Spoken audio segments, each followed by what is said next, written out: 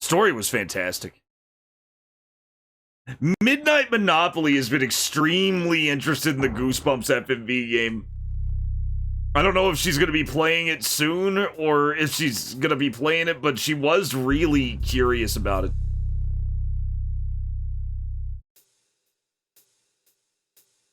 Isn't that the one where Jeff Goldblum is Dracula?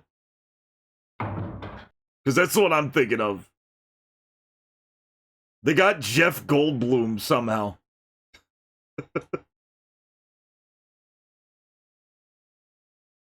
We got a skeleton god. It just says God. Alright. Very fucking dirty game, but you failed. Very dirty, but you fucking game hasn't even gotten started yet. Red apple. There's a memo. God is outside the red apple. Yeah, so far that is true.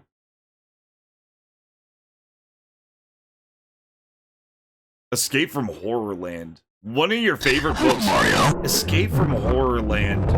Hello, Mario. Hello, Mario. I don't know if I've read that one, Hello. but I might have. Note on the door. Caution, wet paint. Finally. Finally. We could do the paint puzzle.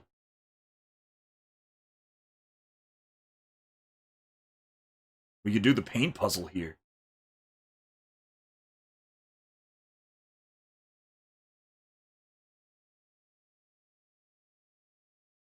Is he the face? Well, Jeff Goldblum's like basically retired now. All right, we got another film reel. We got to examine it. Because it just says film until you examine it. It does the Resident Evil thing where you actually have to look at things. Film is contained within a can. It doesn't say? It doesn't even say what it is. Heavy and seems to be good for nothing. It's doing its best, game. It's doing its best. It's just a chunk of iron. It's just a chunk of iron. Why are you being mean to it, game?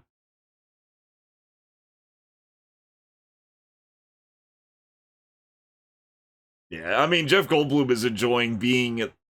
I feel like he is living a lifelong childhood dream of being a creepy old man. Hello, Mario. Hello, Mario. Like, Mario, he strikes Mario, me Mario, as the Mario. kind of guy who would absolutely be like my age right now and think, man, when I'm old, I'm just going to be the creepiest old man. I am going to work so hard at being as creepy as possible. Like, he just seems like the type that would think of shit like that. Maybe I'm just projecting, though. Maybe I think of shit like that. I'm sure the guy has a lot of fun doing all kinds of stuff. Oh, whoa, the universe is in the apple. Outside. Wait, it said God is outside the red apple, right? And then we have Silent Hill art. Apple.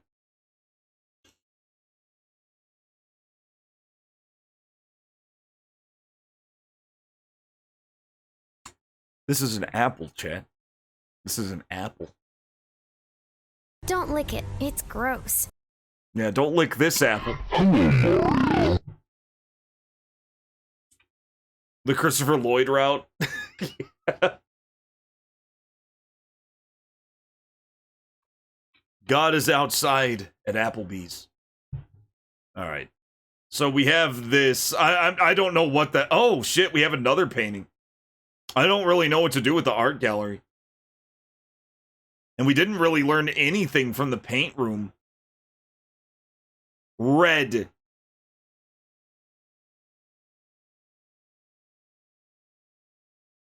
Red. There is absolutely no red in this painting. So wait, it said God is outside the red apple, right? That's what the sign said? Let's read it again. Am I just supposed to look at those in that order? God is outside the red apple. Okay, so what if we just look at them in that order? Hello, Mario. Hello, Mario. Hello, Mario. Hello, Mario. Hello, Mario. You want to be a cool old cat? What makes creepy toys? You want to be the 7th guest guy. God. Okay. Hello, Mario. Okay, so we looked at God. Now we gotta look at outside. I feel like all these signs are wrong. Hello, Mario. Outside. Hello, Mario. Hi, Luigi. No, don't look at it. Don't look at it. Hello, Mario.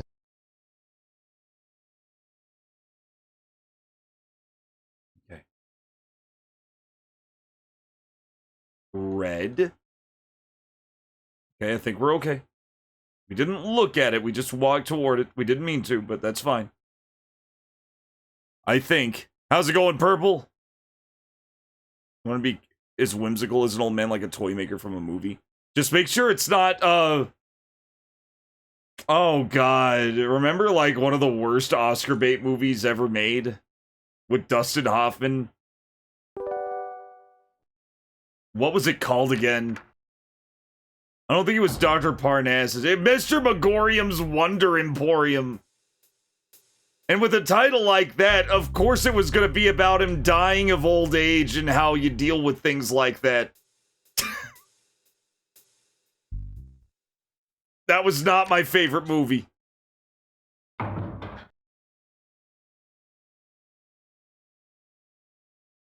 Now, Toys I liked. Toys was at least fun. It was insane, but it was fun. You already cried thanks to Bug and Team Cherry.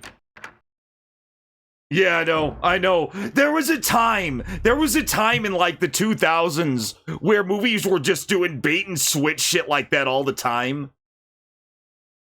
And I always hated it when I was a kid. It never, like, they were trying to go for, like, emotional gut punches where you didn't expect them.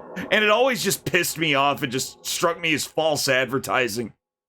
And that goes for everything. Bridge to Terabithia pissed me off before any tragedies happened because there was no actual fantasy world and it wasn't an isekai thing like I thought it was going to be. I was so mad. I was so mad. I was already checked out by the climax of Bridge to Terabithia that I was like, good. I'm glad something exciting happens. Oh, now everybody's all depressed about it. Why? Something interesting finally went down. And now everybody's just gonna be sad the whole rest of the movie. Great. I was so pissed. I was like hands on hips pissed. Pan's Labyrinth. Well, see, Pan's Labyrinth was cool because the fantasy shit was real. And it actually confirms it at one point in the movie, which I thought was really awesome. It was when the girl was locked in her room, but she escaped somehow, and it was never explained how she escaped. Except for, she literally went through the magic fucking door that appeared. That was the only way she could have escaped. And it was literally the only way. So basically that was Del Toro, like, confirming that the other world was real shit. That was cool.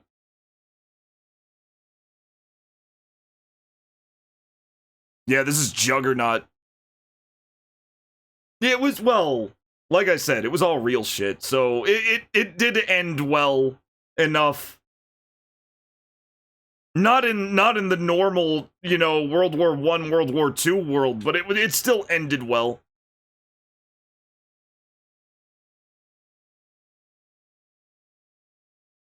And Del Toro would 100% be the guy, dude, who also hated the bait and switch shit. And wanted it all to be real, so he would have done that. He did that.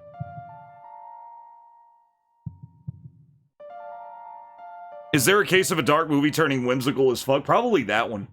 Probably Pan's Labyrinth. Except it stayed dark. It just mixed dark and whimsical. If you want probably the most fucked example of that kind of bait and switch fantasy, but not actually fantasy genre, Pan's Labyrinth isn't it, because it was like confirmed real fantasy, right? Tideland, on the other hand, Terry Gilliam's Tideland was absolutely 100% turbo fucked. One of the most disturbing movies I had ever seen. Probably the most disturbing movie I have ever seen. Like, I have seen edgelord shit in the past. Fucking, like, Salo doesn't have nothing on Tideland, as far as I'm concerned. You know, or any of that other, like, August Underground shit. None of that edgy shit has anything on Tideland. Tideland is truly fucking deranged. It is a truly deranged film that I wouldn't wish on anybody. Labyrinth would be an example of a darkish movie getting more whimsical as it goes.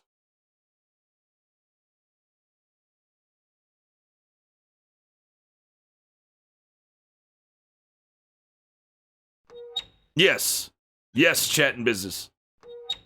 Labyrinth isn't bad. Labyrinth isn't bad. If you like Dark Crystal or Neverending Story, Labyrinth is definitely in that same vein. I always thought of it as Neverending Story, but for girls. And sure enough, like Midnight watched it was their favorite fantasy movie as a kid, and mine happened to be Neverending Story.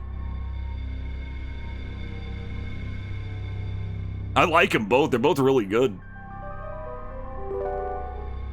Okay. All right. What do we have? We have a new thing.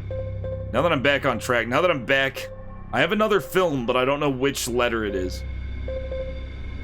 Huh. We have yellow paint still. The picture. That's right. We have the picture. And that means I have to be an adult again.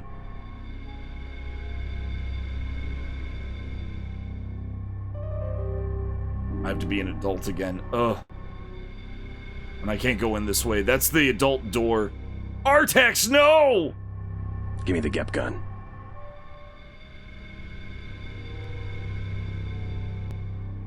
Oh, Jojo Rabbit. Taika Waititi. I've seen 2 Taika Waititi movies. One was What We Do in the Shadows, one was Thor Ragnarok, and after Thor Ragnarok, I didn't want to watch another Taika Waititi movie.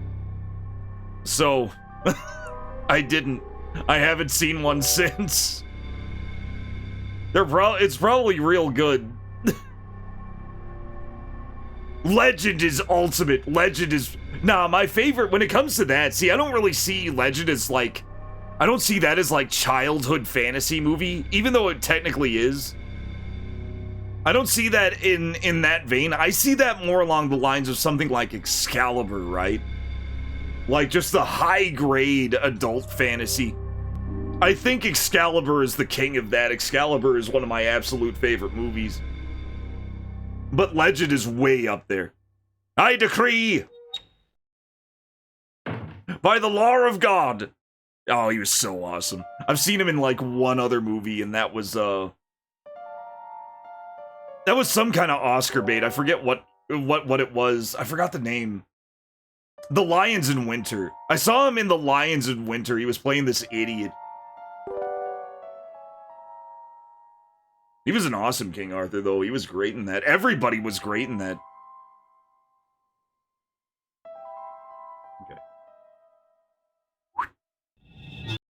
Okay, where we have to go now, we have to go back to the adult body.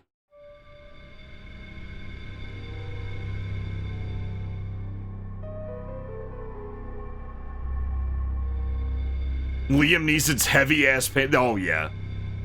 I imagine they probably did, chat and business. There were a lot of very simple editing tricks in that movie that were used to amazingly good effect. My favorite has to be pretty much anything involving Merlin or Helen Mirren. I forgot the witch's name. I can't remember her name. Morgana. Anything involving them was always so sick, and they use like very simple editing tricks for all of their magic, and it was awesome. Like when he was a dream to some, a nightmare to others. And he just goes like, he just goes a dream to some, a nightmare, wait, a nightmare to others. And that was it. That was the whole camera, that was it. And it was awesome. And it did exactly what it was supposed to do. Lady Hawk is god tier. Okay, first off, that's a Rutger Hauer movie, so it's immediately awesome instantly anyway. But then you got Matthew Broderick talking constantly. It had that sick ass synth soundtrack. Lady Hawk is god tier. I don't hear that a lot either. I don't hear a lot about. I never hear enough about Lady Hawk. Lord Rutger Hauer. I haven't seen a single movie. The only thing that Rutger Hauer was in that I didn't like was Observer. And that was entirely for two reasons. One, Bloober sucks ass at fucking walking simulators, and they specialize in them. And also, Rutger Hauer was the only person in the entire game who sounded more bored than I was. And I was like, how the hell? Like, how do you do this? Was he in that? Yeah, that was the, was Rutger Hauer in that? He might have been. Yeah, the Goblin. Martin Short was in every miniseries. He was the Mad Hatter in, like, the Alice in Wonderland miniseries. I think Whoopi Goldberg was the Cheshire Cat. It was a nightmare. Getting paid is how you do it. Yeah, true. Yeah, it was just paycheck. It was just paycheck. I don't know. He had a lot more passion in Hobo with a Shotgun. It felt like he was doing that one just for the thrill of it. Well, it was a nightmare.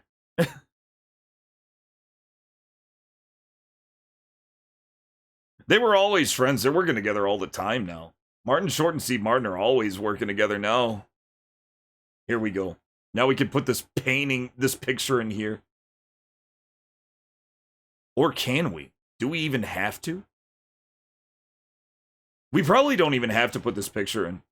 I am naked. I am completely bare ass naked right now. There we go. Oh.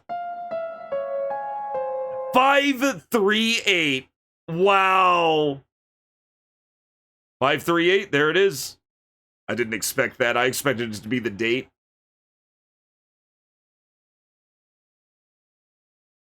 $538.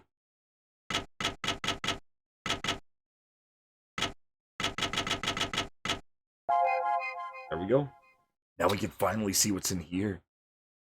This is like the ultimate escape room game. It's so good. All right, go in. That's cap. Totally cap. That means lie. I wouldn't say that. I wouldn't say that.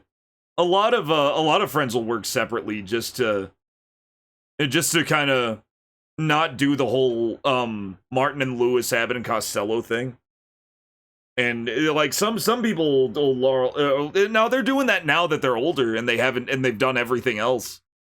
But a lot of them kind of wanted to avoid being famous as a team instead of famous individually. That happens a lot. That happens a lot more than you'd think.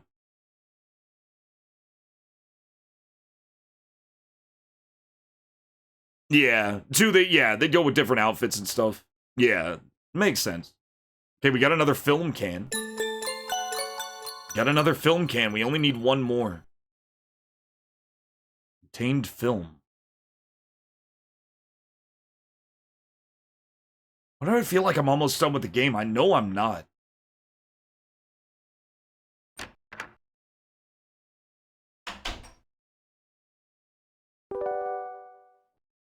Okay, we got another film. Let's look at it. Film is contained within a can. Oh no, the case has a letter E on it. Okay. So we got E, we got film E, and either H or P. I'm not really sure which. I imagine the last film can is also going to have a letter, and that one just doesn't. How's it going, Will? And all that was in there. All that was in there was the film can. We're doing good, Will. We're looking for film cans right now. We only need one more.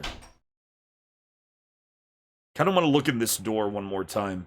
The sound door was really cool. I'm glad we found this.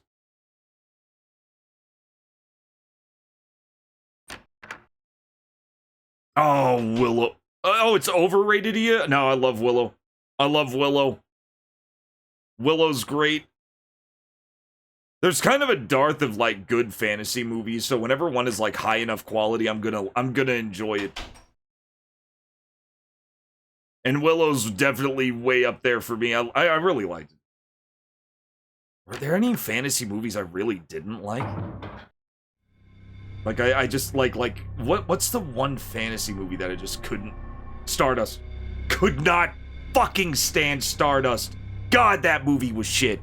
Who couldn't? I hated Stardust. I was mad as fuck leaving the theater because the trailers fucking lied to me. The trailers lied to me. I was lied to by the trailers. I was expecting like serious, like mega artisanal fucking awesome fantasy. And I got a movie that was trying really hard to be Princess Bride and failing.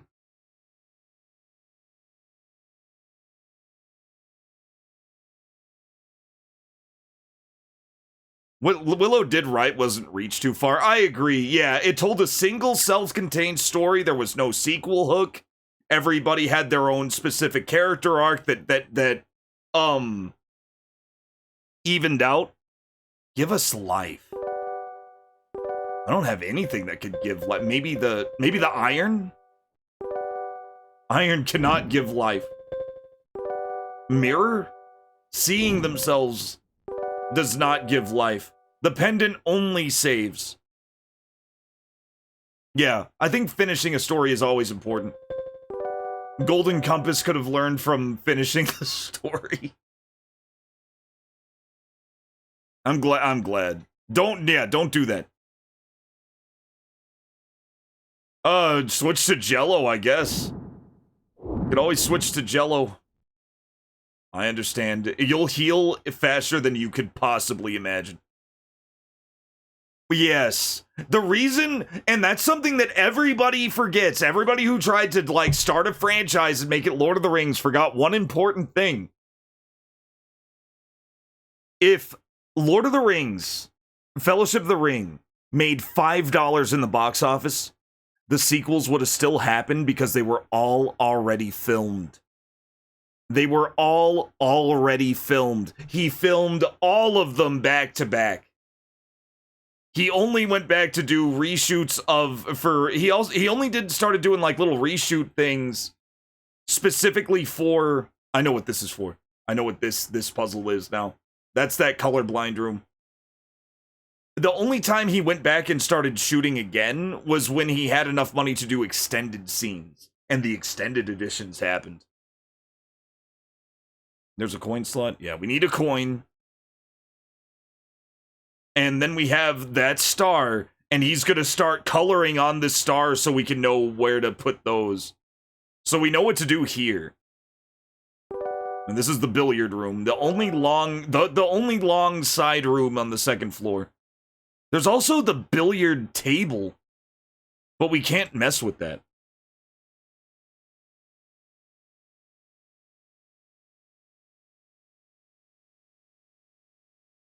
Well, yeah, he was a huge Tolkien fan. Frankly, I liked the rewrite of Saruman, and I know why he did that. I know why he did it, and I did actually really respect it.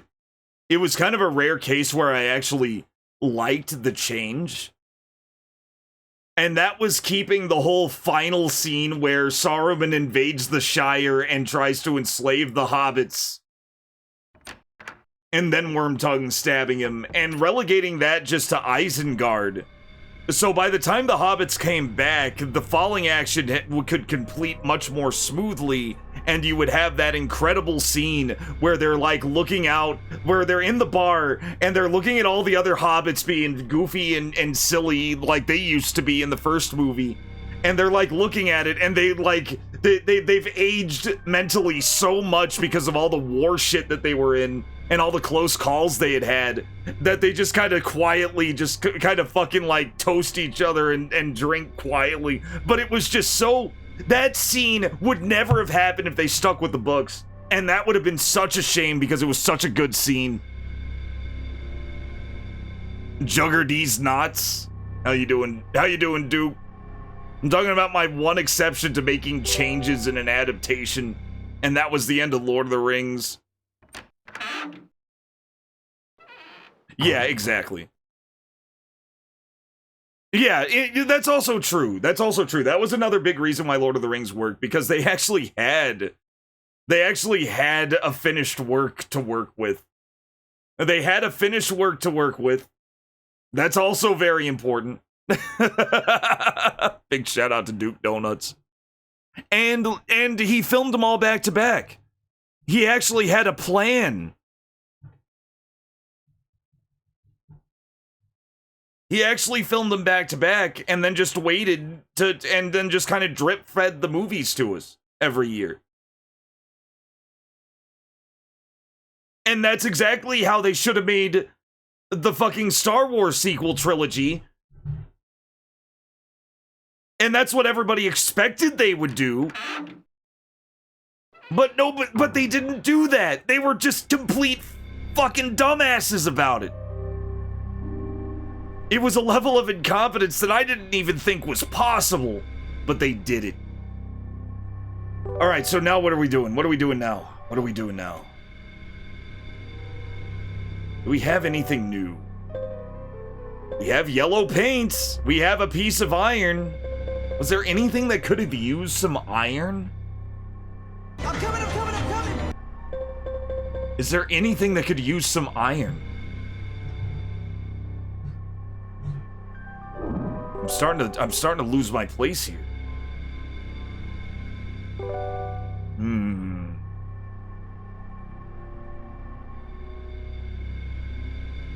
We're also right by the entrance, I think. No. Yeah, this is the stairs going up. Oh yeah, they were so incompetently made. To the point where, like, every layman was like, why didn't you just film them back to back?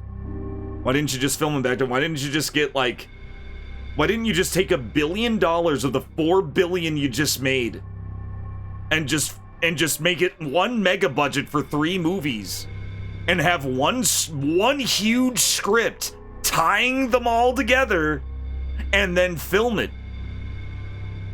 Like, it seemed like the easiest, most instant money job in the world. That doesn't even require exceptional intelligence, Fenris. That requires, like, bare minimum fucking pattern recognition. I guarantee you a damned Reese's monkey could do better than what Disney did with Star Wars. Like, we're not even talking the ability to speak, right? We're not even talking about that level of thought. Like, Reese's monkey pieces.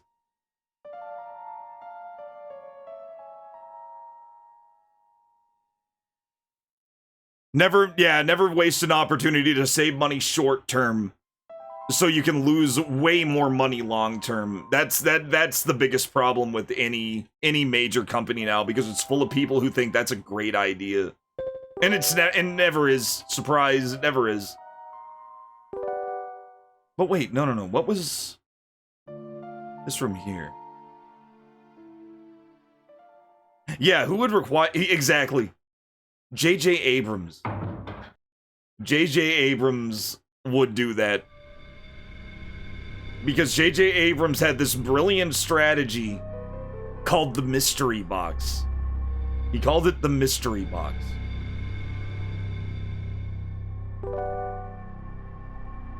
He called it the mystery box, and what it was he would start something and leave it for somebody else to finish.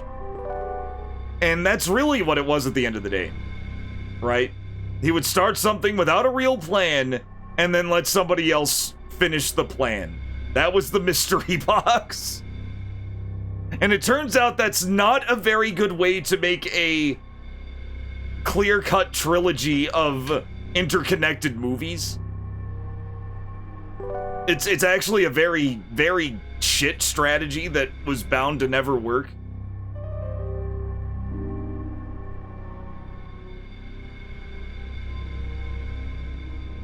Oh, yeah. Yeah, and two, yeah. Well, they had to show that the new characters were old bad, new good was a big problem. It was just a mess. It was a mess. And it ended up being exactly what it needed to be, which was a mess that nobody wanted to watch. That's what we ended up getting. Unfortunate, but at least it cured a lot of people of Star Wars. There are way cooler sci-fi franchises out there.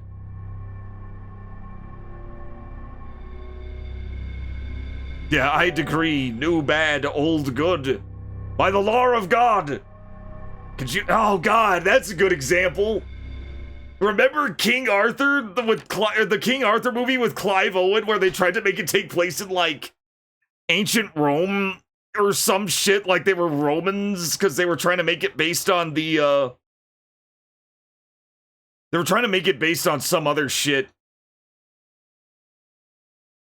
And I think the only thing anybody remembers about it is there was this cool scene where they were crossing an ice lake and the ice started cracking. And that was a really cool scene.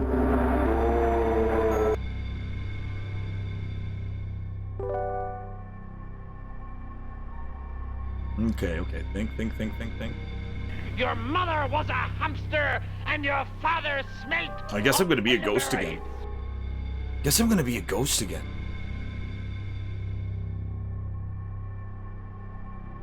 You're probably literally the only person alive who's ever said that of Freemy. People were mad about that because they didn't cast the guy who looked exactly like Harrison Ford, who was already in a movie called some movie about some sci-fi movie or time travel romantic movie. He was in that, and they found this dude who looked exactly like Harrison Ford. Like it could have been. It was probably like an illegitimate son of his. He looked so much like him. And it turns out he was actually capable of acting. He was actually capable of acting. He was actually a voice actor. He played the Joker in, like, Telltale's Batman, and that was really good. So he was a good actor who looked exactly like Harrison Ford, and they didn't get him to play Han Solo. They got the guy from fucking Hail Caesar, whose entire role was, I can't act. His entire role was, I am incapable of acting. They got that guy to play Han Solo, so the movie completely flopped and nobody watched it, because nobody wants to watch a guy who looks nothing and acts nothing like, and can't even act like Harrison Ford to play Harrison Ford. Yeah, Age of Adeline. Yeah, they got a guy who looked exactly like him. People were pissed about that, too.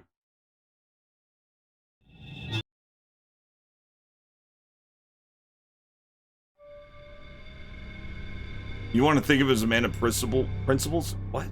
Didn't get around like that.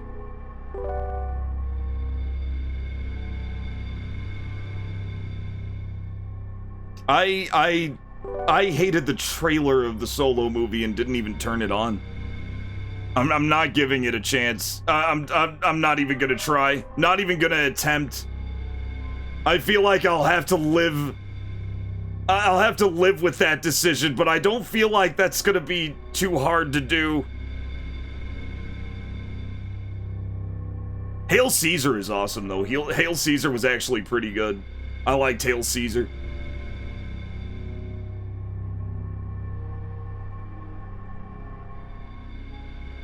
Let's see here. So what do we do? We're looking for a film can. That's our whole thing right now. We're looking for a film can. And we're looking for some use of paint. We're looking for a way to use paint. I think I have to be child. No. You can say watch it, and I'll say no. I'm good. I'm glad somebody appreciated it. There are levels of schlock, Josh. There are levels of schlock.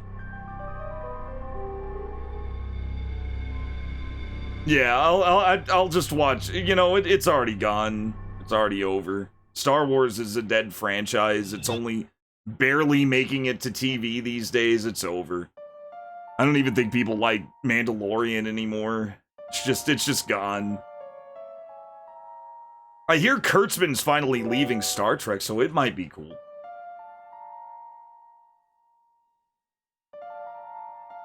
That might get cool again. There was some party early in Solo where it was clear the writers have zero... Yeah. Yeah. Kind of like Last Jedi's stupid casino anti-horse racing PSA. There was a big horse racing PSA in Last Jedi. That was the stupidest shit. Where everybody was riding on these like tauntauns or whatever. It was so goofy. I like a truly terrible film. But some are so bad and so unholy that not even I can enjoy them. Yeah, who doesn't want to ride on a tauntaun? Good point. The kids loved it. Except apparently they didn't, because I don't think anybody watched Last Jedi.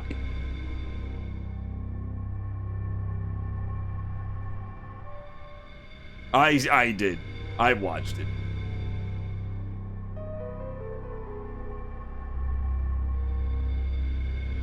I think Lord of the Rings is definitely worth getting into. Those were huge. Those were huge for a reason.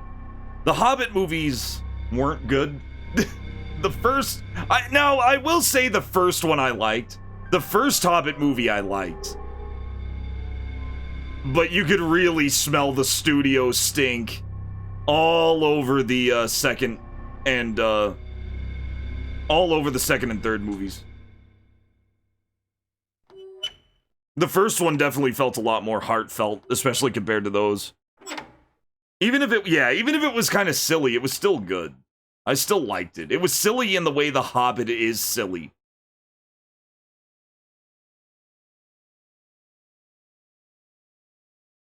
Oh, yeah, that's all you need. I love that one. The Rankin Bass, I went the wrong way. The Rankin Bass movie is probably the best Hobbit. It's so good.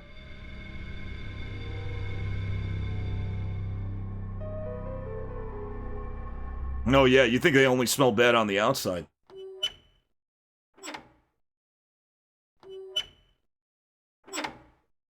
I agree, it definitely was tragic.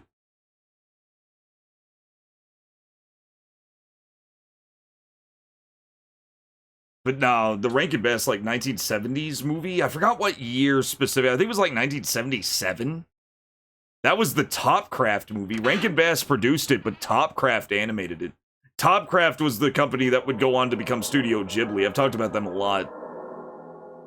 Looks like a hole for something. We need so much shit. The iron won't work. I feel like we're stuck on one thing.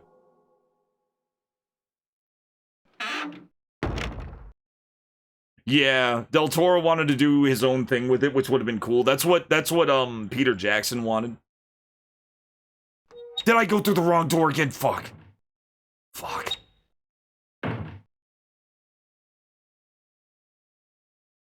Well, they're doing a soulless cash grab TV series of Blade Runner that's not related to 2049. 2049 I liked. It wasn't a soulless cash grab. They were actually doing their own shit with it, and I really liked that. It actually had its own stuff to say, which I respected a lot. I don't know anything about the... Oh, and then there's Alien Earth. Oh, God, Alien Earth. How's Alien Earth doing? I'm scared, but I need to know. Yeah. I mean, I could see it not working for people, but at the same time, like, it was definitely a respectful attempt, even if he didn't like it. It wasn't, we just want to make money. It felt like he actually wanted to make a good movie, which was good to me. That was fine to me. I liked it.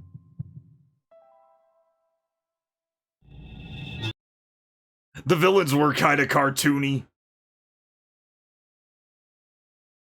Yeah, it wasn't as good as the first one, probably because that was probably the weakest part. Was Morbius as, not Tyrell, but new Tyrell, the new Tyrell guy. He wasn't gonna top Tyrell.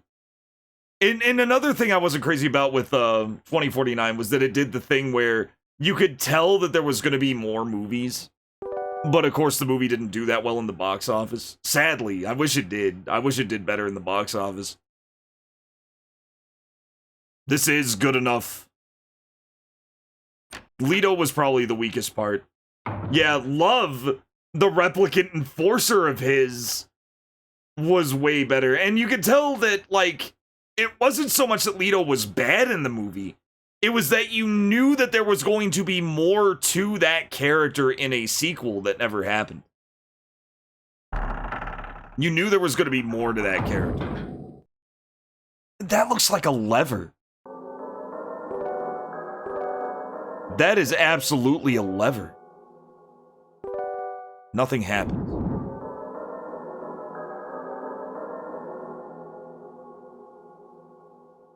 Oh, I've seen worse actors deliver better with worse writing. With worse writing. It can happen. The problem was it was very sequel hooky writing. It was very sequel hook writing. Which again is great as long as you already have a sequel greenlit and are filming. Only do that. Only make a sequel hook if you already have the sequel 100% confirmed. Otherwise, it's gonna backfire on you. Like Golden Compass.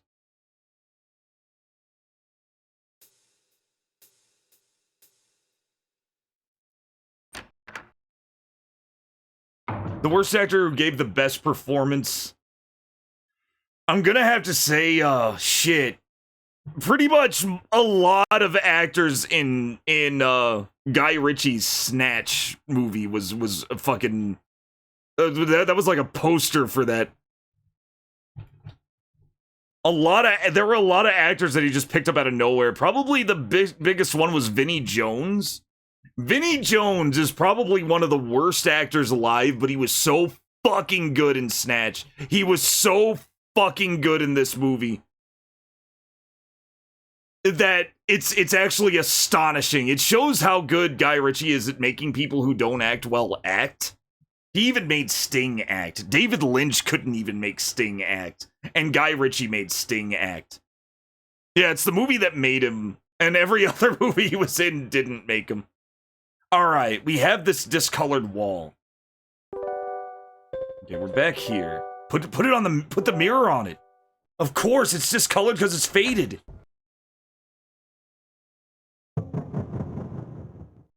There's another door. Did another door appeared? Oh, I see.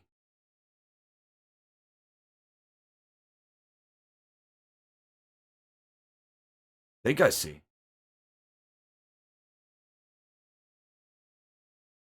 So what do I do with this? I wonder if there's something behind this wall. Use the iron? Nothing happened. Don't use the film can, that won't work. Okay. This is progress. Nothing happens. Alright, well we know what to do now. We need to find something that'll break that. We need to find something that'll break that wall.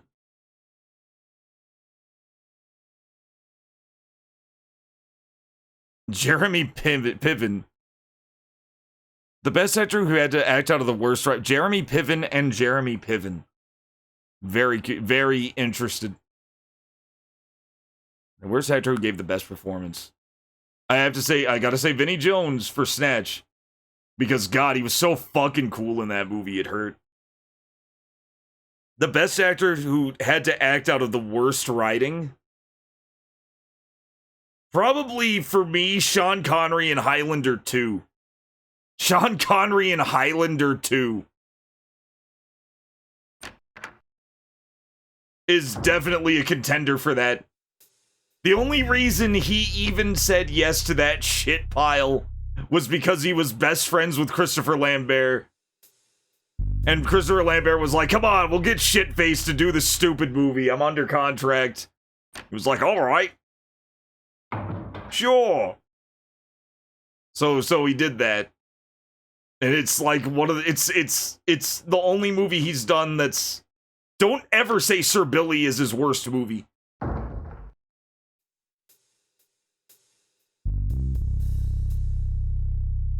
Rambo 1's not that bad an actor. Well, I'll say Rambo 1's not that bad an actor. I think he's actually a pretty good actor. He is a better writer, though. He is a better writer than he is an actor. Okay, we're not even close to getting this. This is definitely not one of our destinations yet. Anyone who had to be in Highlander 2, I feel bad for. Yeah, same here. Highlander 2 was the worst sequel for me. It was the worst. Out of all the sequels I'd ever seen, Highlander 2 was the king of the worst sequels ever made. Even the director's cut where they tried to retcon that they were from a different planet, they did it in a really stupid way and it still looked like they were from a different planet. Because they were.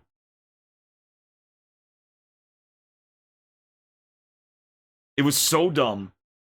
And then Silent Hill Revelation 3D came out. And that was the worst sequel I'd ever seen. That was the worst one. And then there's this. God is outside the red apple. Red apple. And I can probably interact with this. Make it yellow. Make it a yellow apple. Damn it. What am I doing with this paint? Combine the paint with the iron. Can't.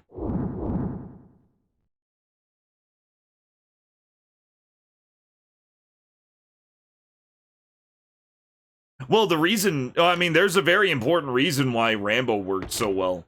Or not Rambo, but why Rocky worked so well for Stallone, because Stallone wrote Rocky. He wrote it. That's what I mean. Like, Stallone is a better writer than he is an actor.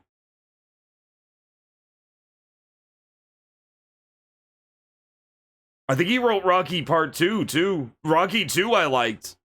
Rocky 3 I wasn't crazy about. Rocky 4 was awesome. I liked Rocky 4. I didn't really like 3. I liked 5 better than 3. People say 5 is the worst one. I think 3 was the worst one, and 5 was alright. It wasn't bad. I don't know. He wrote Over the Top. I don't think he wrote Over the Top. I don't think Rocky was over the top.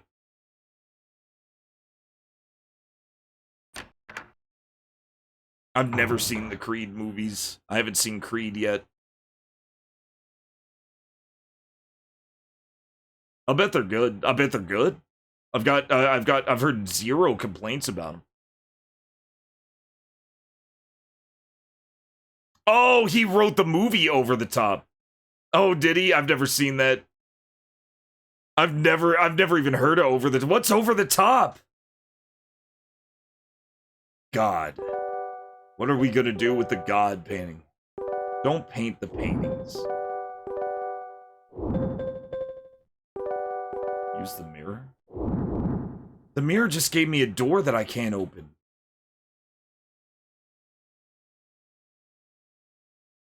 He plays an arm wrestling trucker with a kid?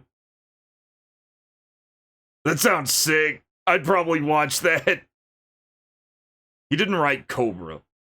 Oh no, I think he did write Cobra. Didn't he write Cobra? Cobra was awesome.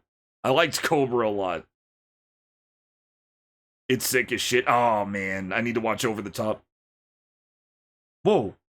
Oh, I freaked out for a second. Apple. Apple. It just says Apple. There's this shelf here, but I can't touch it. I can't move these paintings. They're probably under glass.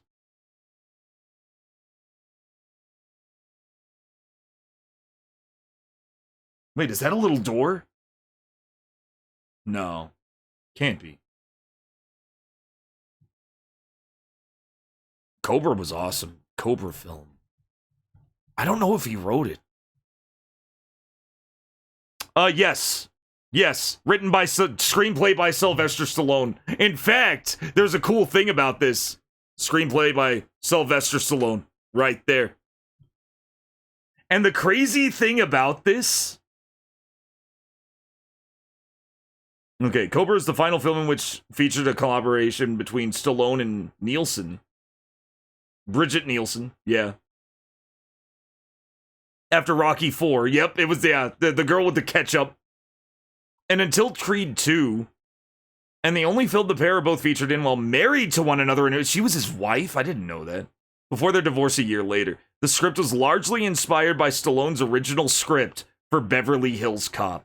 Sylvester Stallone wrote the first treatment for Beverly Hills Cop, but they wanted it to be more of a comedy because they decided that they wanted Eddie Murphy to be the cop and not Stallone. So Stallone just took his script for Beverly Hills Cop and changed the name to Cobra.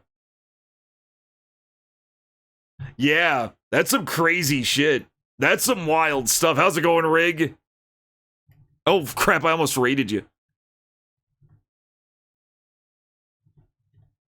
I'm kind of stuck in Juggernaut, and we're talking about movies. I got stuck in Juggernaut, and now we're talking about movies. But yeah, that was just cool as fuck when I learned that. And then there's more mysteries with Cobra, because there's like a cut ending. There is a lost alternate finale of Cobra, where the final fight between Cobra and like the serial killer that he's after ends up being way more brutal and violent. It was like way more violent, and it got filmed. It actually got filmed. Yeah, I didn't raid you. I didn't raid your Rig. It's fine.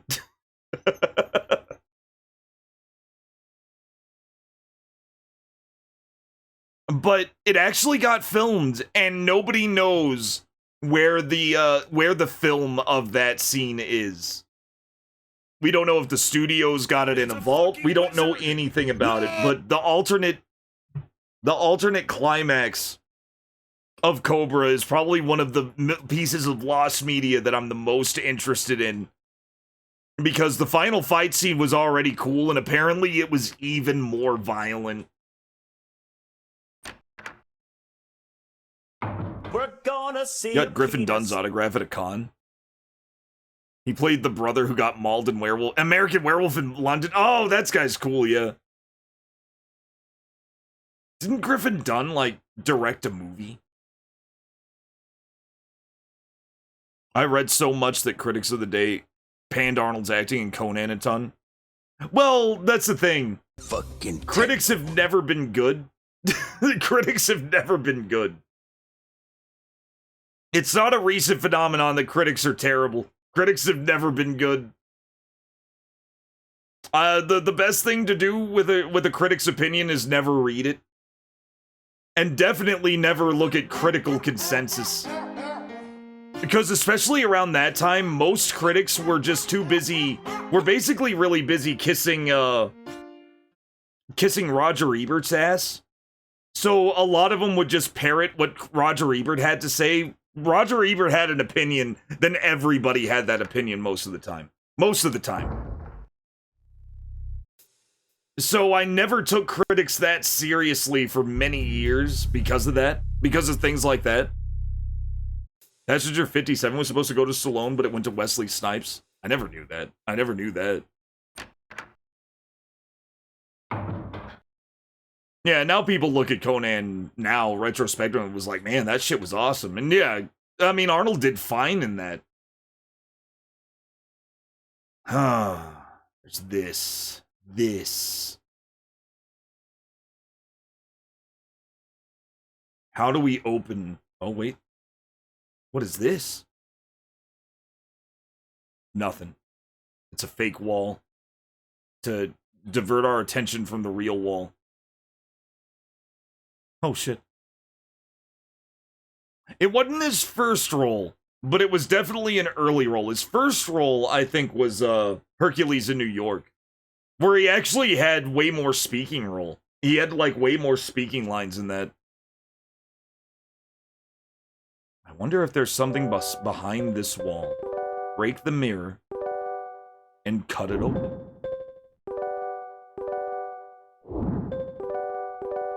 Nothing happened. This is definitely important. We need to find whatever can break that wall open.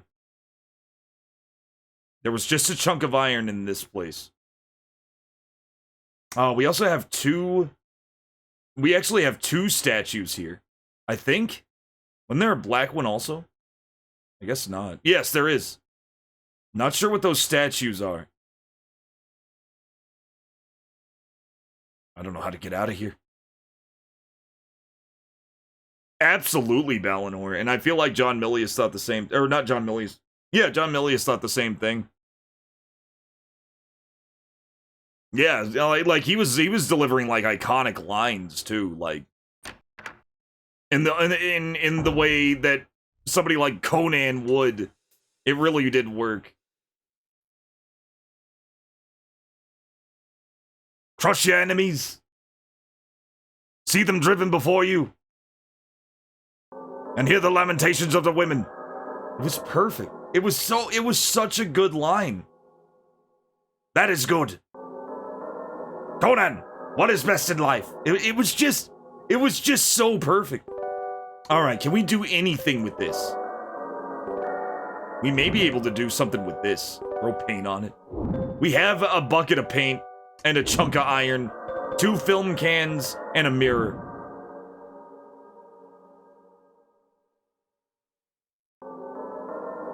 You never really do, no. I've heard lament. You hear lament every now and then. Dr. Evil said that his father had the, what was it? Aspirations that somebody does something with, and that the insane lament.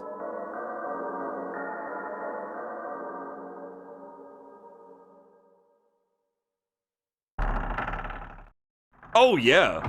Yeah, the fact that he was, like, raised as a... Yeah, he was raised as a slave. Conan in the movie was raised as a slave.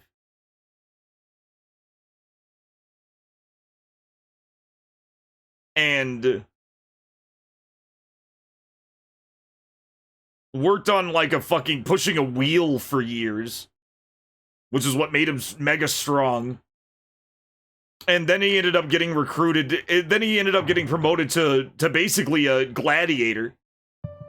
And fought in the pits until he became the successor of the Khan. Yeah, I don't know if that was the original book backstory, but it was a really sick backstory. Well, we can't really do much here. But we are looking for some kind of instrument. We're just gonna have to go piecemeal. We're gonna have to go a piece at a time until we figure this out. Starts off as an unwilling participant. Yeah. Yes! The fact that he didn't even want to fight. He didn't want to be that. He didn't want to do that. He could have died. And then the more he fought, the more he killed, and the more he killed, the better he got at killing. That was a great montage. It was like one of the greatest, probably the greatest training montage. Okay, we're the creepy little child again. We're not really making any, we're just kind of spinning our wheels. All right, so here's what I'm gonna do. I gotta go all the way from the top. I'm going from the top. We're going all the way from the top. As the creepy little child. Yeah, it's time to pixel hunt. We found one thing, but it led to another puzzle. But we actually did find something at least. Okay, what floor are we on right now? We're on the first floor. Yeah, we were in the basement.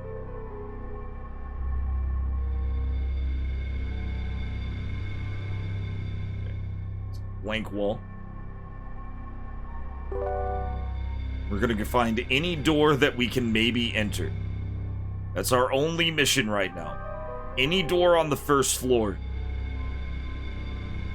Tall doors do not count because he cannot reach them. Damn taffers. Taffing about, talking about movies. I'm too short to reach the doorknob. I'm a tiny little bald kid. Okay, don't go upstairs yet. Check this. Okay, there's a soul hole. We don't want to go into the soul hole.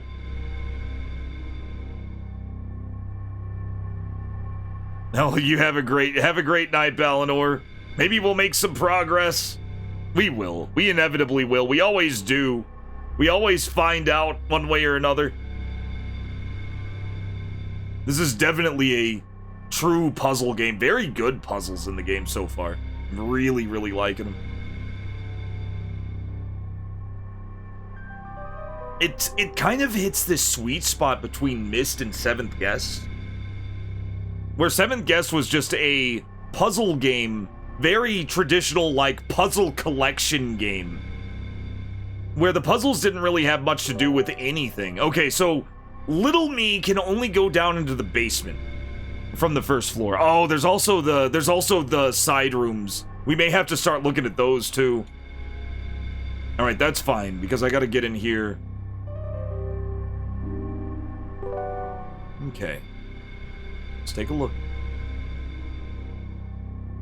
I'm just gonna very meticulously look around here. Definitely can't go in there. Not seeing any other doors. Is there a little... Sometimes there's a little door inside the door, so I want to look at all of them. Like, there will be a small door that's part of the door. Oh, absolutely. It absolutely is. All of these are doors that my little self can run down, and I may do that actually.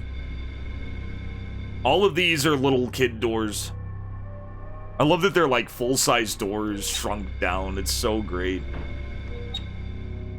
It's definitely going for nightmare fuel though.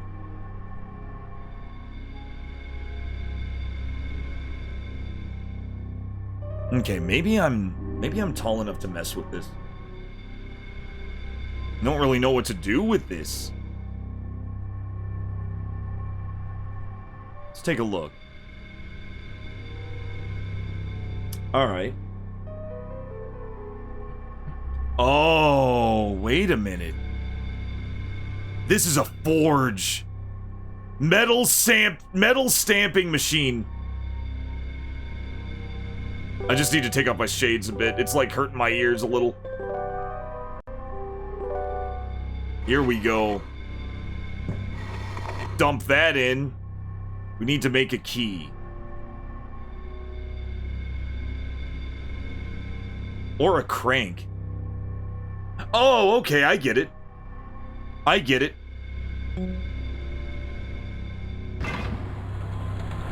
I get it. Okay, fuck yeah. Oh, this is very easy now. Well, we have a crank handle also, but now we have a key. And I know what to do with this key. There's a locked door. I have to become an adult again. I get it. Yeah, no, that was very easy. The square was just lump of metal. The square was just lump of metal. And we had lump of metal. Excellent! And, like, the key to crank, that zigzag was a crank handle. I know what to do with that. Oh, we're in good shape. We're in really good shape.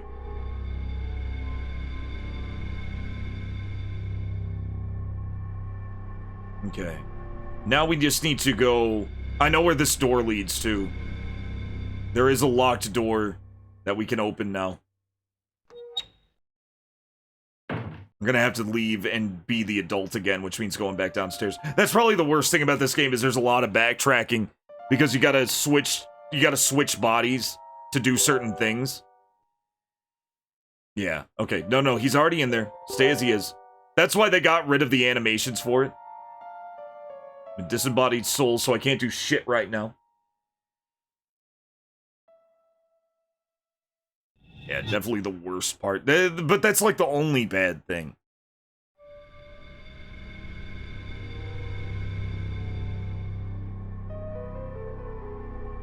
Liminal horror game. I'll put liminal horror game in all caps with like 3 question marks and then have like a huge like it would basically look like this, guys. It would basically look like this. I'd say liminal horror game and that would be the thumbnail. And yeah, I would make billions. I would make billions of dollars. Oh, wait, no, you gotta put a circle down, too. You gotta put, like, a yellow circle in, like, the corner. You gotta put a big yellow circle and probably also an arrow. You'd click that magnetic... Yeah, see, you can't resist. It's gotta be a red arrow and a yellow circle. I think that's actually why... I actually have one YouTube video... And it's so dumb. It was a shit post. I was practicing editing. And God of War Ragnarok got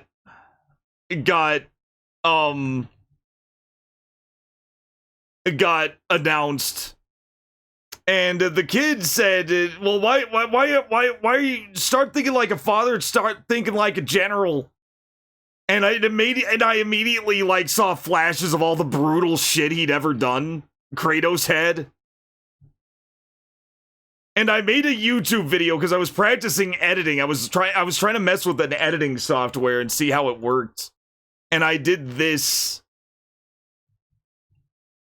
Let me see if I can pull it up.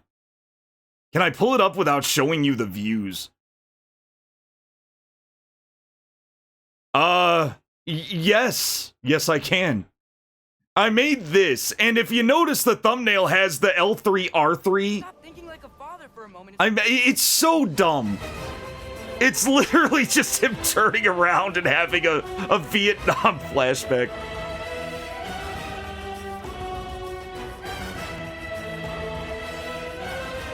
He did a lot of heavy shit.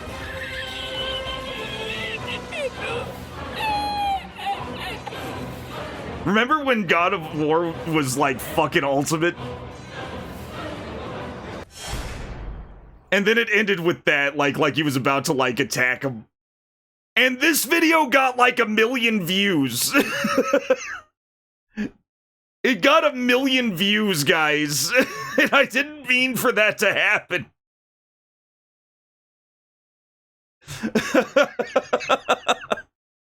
And I think the whole reason it got 1 million views was because of these yellow circles down here. I think that's the only reason it got 1 million views. Well deserved.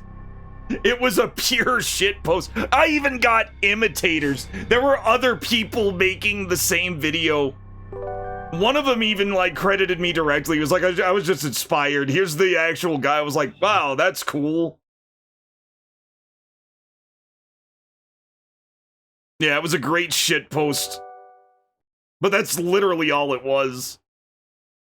Oh yeah, like it got huge for like 5 days. Yeah, any successful video is gonna get imitators because they want those views also. And hell, I wouldn't even, like I said, I wasn't even going for viral. I did nothing with it. Oh, it doesn't, there's no law for it. It's just imitators, man. You know, it's, you know, it happens. Hell, I wasn't gonna do shit. Let's see. That was ages ago. I almost switched to streaming on YouTube, but I like the community feel of Twitch better. I may switch to YouTube, though, if things get weird. You know, that could always happen also. Yeah, probably. And then YouTube, what got me away from YouTube pretty much almost permanently was when they, I started getting a shitload of subscribers, and I started, for that video, of all things. And as soon as I monetized the video, I made $9, right? And it was only going to go up because it was still, you know, it was still getting shitloads of views. I made $9, and then suddenly, after 7 months of it being online, YouTube conveniently decided to flag it for 18+, which demonetizes the video. And I didn't see a single penny more, and you can only, the minimum is $10 before they send you money. And I was like, okay, this place is a fucking scam site. So, I immediately just thought of YouTube as a scam site. Like, at that point, and I was like, nah, fuck this. I'm sticking with Twitch. At least Twitch actually sends money. Yeah, it's a shit. So like as bad as you can possibly think of Twitch, I guarantee you YouTube is worse in some way. Like, that's just how it is. It really is. Like, Twitch isn't exactly ideal either, but I have a lot more respect. Like between the two evils, Twitch is a far lesser evil in my opinion. And I couldn't even cash it in. Zalathar, because the minimum was 10. And they flagged it as not monetizable the second it hit like $9.80. It was like $9.80. Fucking crazy. Yeah, I was like, nah, I'm good. I'm sticking here. And I didn't give a shit. I had my own mission. Building this channel. So that was just a funny side effect. I didn't really give a shit about it. Yours is evil too. How you doing, John Matrix? Welcome in. The good word is that Juggernaut is kind of awesome. Okay, we have the key. Iron key. It worked. Paint. Finally. Blue and yellow. Finally. You know what this is, guys. John Matrix, you did it. You made us make progress. I haven't thought about that in ages. But the yellow circles, the paint turned green. Now we have green paint for some reason. It still seems to be good for painting. We've been looking for this green paint forever. Now we have to go back. Oh god, the backtracking. The backtracking in this is kind of brutal. Now we can draw green penises. It's green. It's green. It's green. Yeah, that's exactly what they are.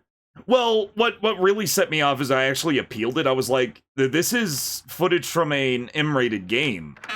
The ESRB considers this suitable for people under 18, specifically 17-year-olds. I made a very compelling argument, right?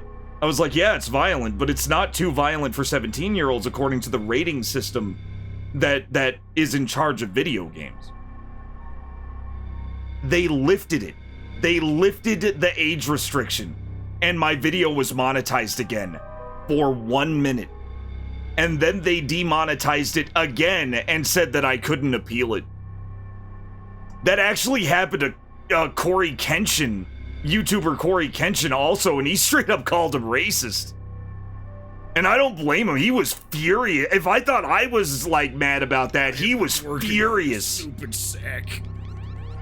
For like, because that was just okay. Now you're just being malicious. Like at that point, they were just being. I was basically getting trolled by the admins of YouTube by that point. I was talking about Cobra earlier.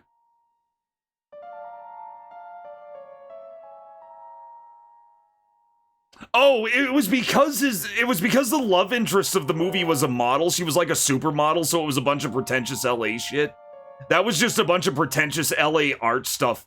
Because Stallone loves making fun of like pretentious LA art stuff.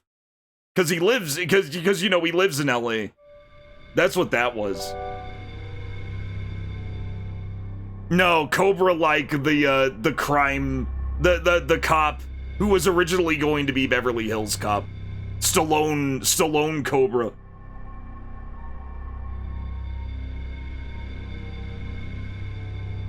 We're gonna see a greenest. We're gonna see a greenest. We might. I swear, if this game makes me paint a statue dick. Okay, so, yeah, now we have to be little again. Oh, we have to be little again and turn the key. No! Do I still have the key? I still have the key. A strong iron key. I don't think this key's gonna go to anywhere else. Yeah, it was weird and made to, yeah, basically I remember that because the love interest, she was gonna be the Cobra, the killer's next victim. And Drago, yeah, Drago's wife, Drago's girlfriend or whatever was gonna be the next victim. And Cobra was basically staking out because he knew that she was gonna be next, I think. And she was doing this weird photo shoot with these, like, artsy people. These artsy LA people. And so he was, like, looking at robots and shit. Basically, just watching out for her is what that was. Lord Iron Key.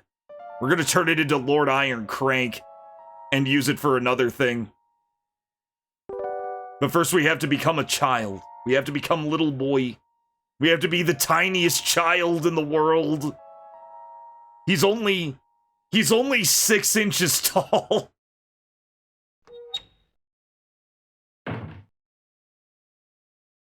The liminal horror of being 5'11" right here.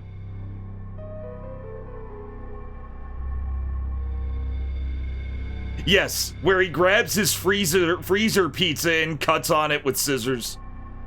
That Cobra. One of my favorite, and also the movie where Drago's girlfriend pours fucking absurd amounts of ketchup directly on her fries.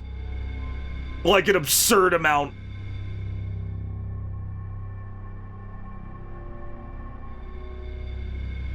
Yeah, it was in the freezer. He pulls it out of the freezer.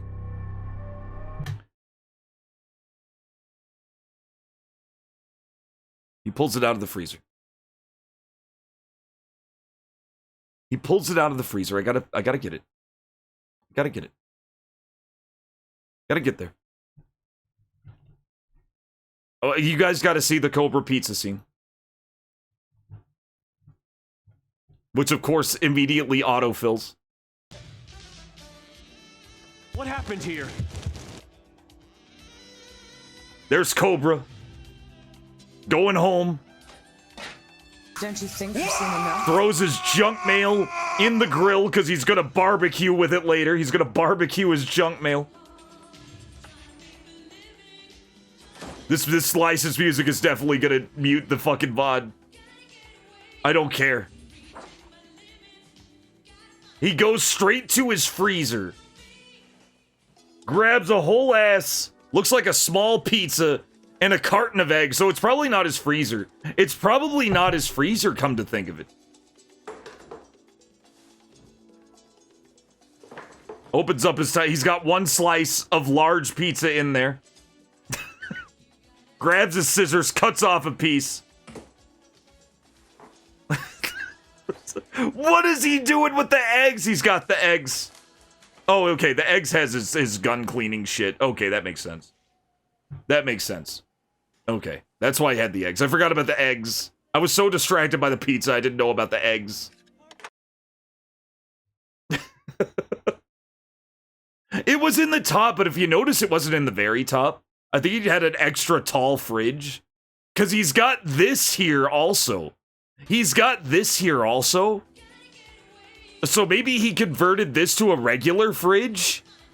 And then converted, and then this is his freezer. Nobody can decipher and unravel the mysteries of Cobra.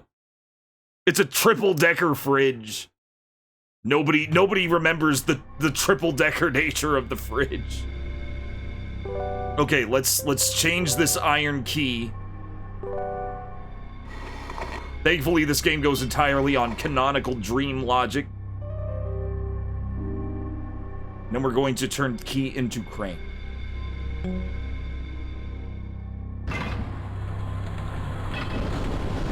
It could be. It could be. It could be. It could even be like an old school ice box where he keeps his bags of ice. There's no telling. There's no unraveling the mysteries of Cobra. Okay, now we have a crank, and I know exactly where to put this crank. There are actually a couple of places I can put this crank. There's also this couple of rooms here. Well, like what I think, and this is maybe a little biased. There is something to that I think is kind of funny, and what it is I think Stallone was being funny there. I think that was like silly shit to make you go, what the hell was that? I think he did it on purpose.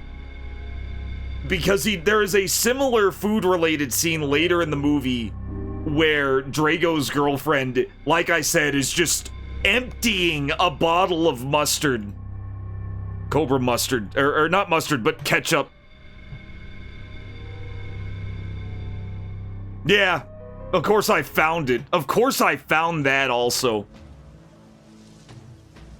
And you'll see it, like, immediately. Yeah, you'll see it, like, immediately.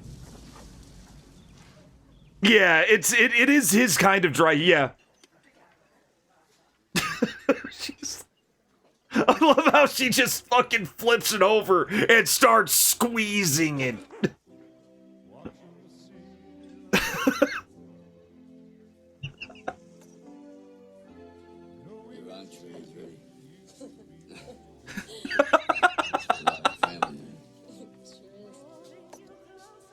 She is waterboarding those fries.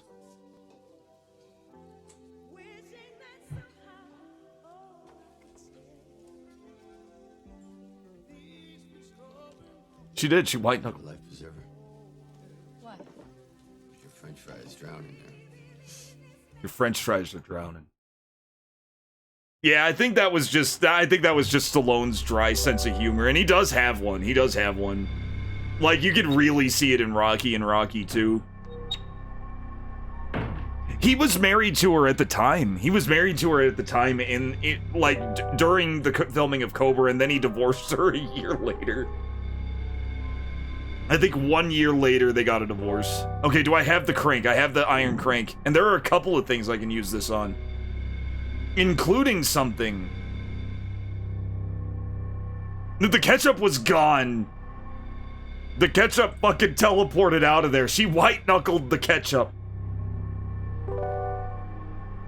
Yeah, I think she did. I think she did keep going. So there were food gags. There were just these, like, really subtle food gags in Cobra.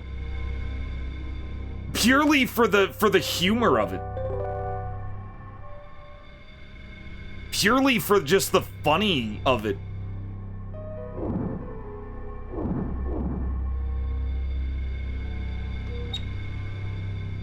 That might have been the same movie Zyla Seed. Yeah, she was Danish. And he said he didn't like Danishes. That sounds like it's from Cobra. The opening scene has Cobra in a grocery store. The whole movie is a food shitpost.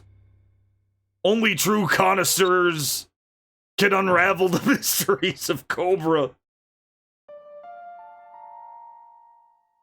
Okay, why am I doing this? I probably shouldn't be doing that. No. Wait, well... No, this is the... yeah, okay, no, this is the white room. I'm going to the right room now. I shouldn't do this yet. Yeah. Directors trolling people with something. Yeah, Stanley Kubrick made a huge career out of it. The rumor is he trolled a little too hard.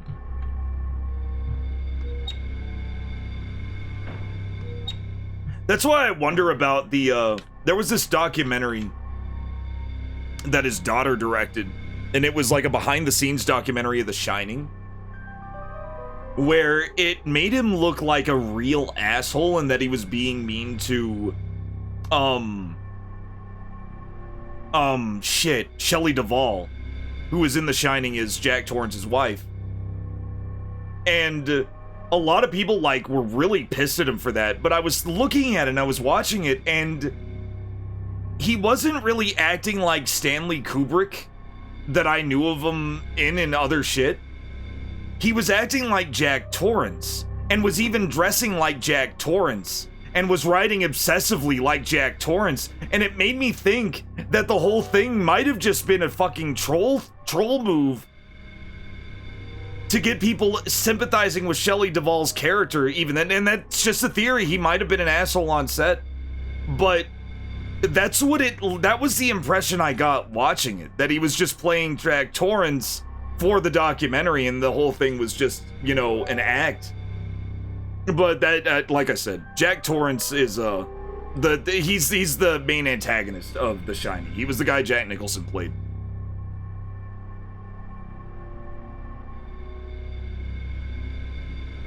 Yes, and he has goofy props in The Shining, yeah. Yeah, I think that was symbolic of her kind of being an enabler. Like, kind of, like just kind of letting... letting... Like, not getting the hell away from Jack way earlier.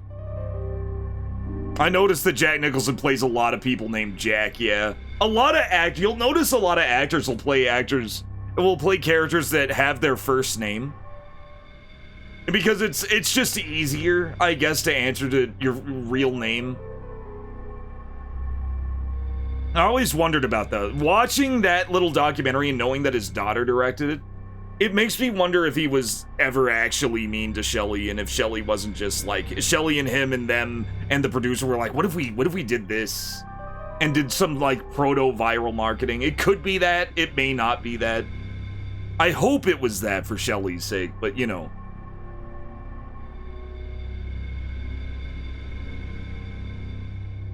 You still want to know why The Shining had the two clowns in the middle of a hand job? The axe murderer. There were always two clowns in the middle of a hand job. Wait, am I supposed to be adult? No, I'm supposed to go downstairs. I got sidetracked. I know what to do. It's a lovely naked clown! No! That could be too. Yeah, I think they were furries, Clark. But yeah, chat, that may have been it too.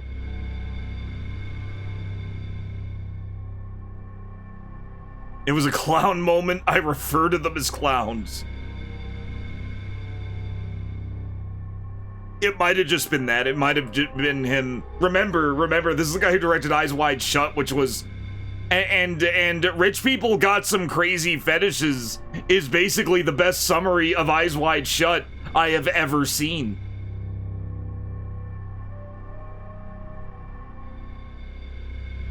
Oh, okay, that's what it was. It was a book thing. Okay. That makes sense.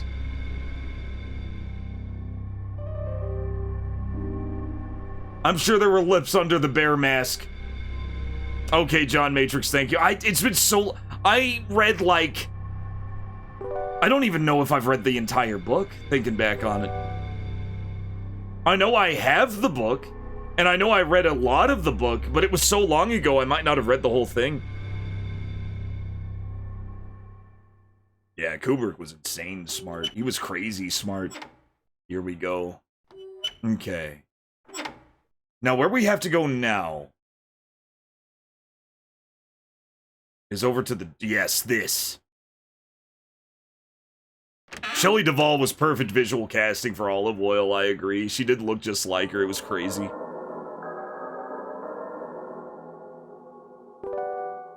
Always scare you know. Oh, here we go! We have to use this for one more thing, too.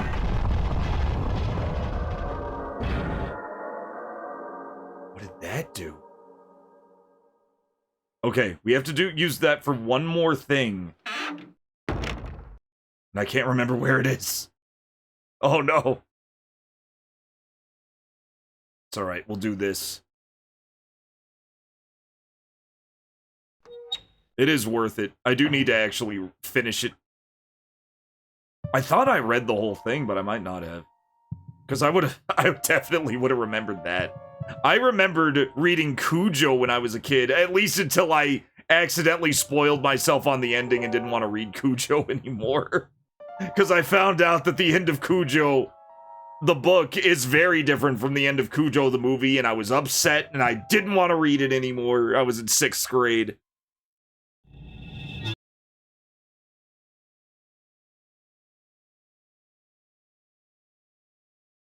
To this day, I think the movie is inherently better. Yeah, Cujo is hard. That was like the first Stephen King book I tried to read, too, as a kid. Yeah, Stephen King will kill anyone for any reason. Nobody has plot armor. And if they're not killed, they will probably be permanently disfigured in some way. Usually in the hand area. Like, they'll usually lose a finger or something.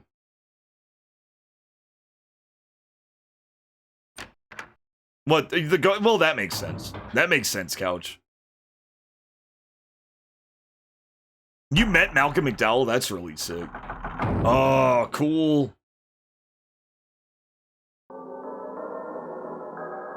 Okay, come on. But... Oh. What is this? The final film can, we got them all. Oh. We got the final film can. Examine it. Uh-oh. Case has the letter H. Okay, we have H, we have E, and probably P. Because we already have, L.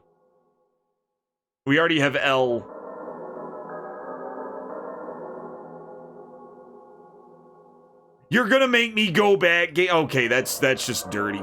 That's just dirty. Fine, Wilco. Fine, Will Company. You do your worst. I'll turn back into a child and then back into an adult.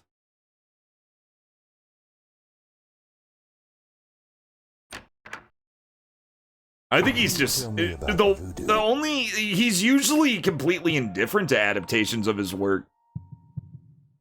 The only one that he really notably hated was The Shining.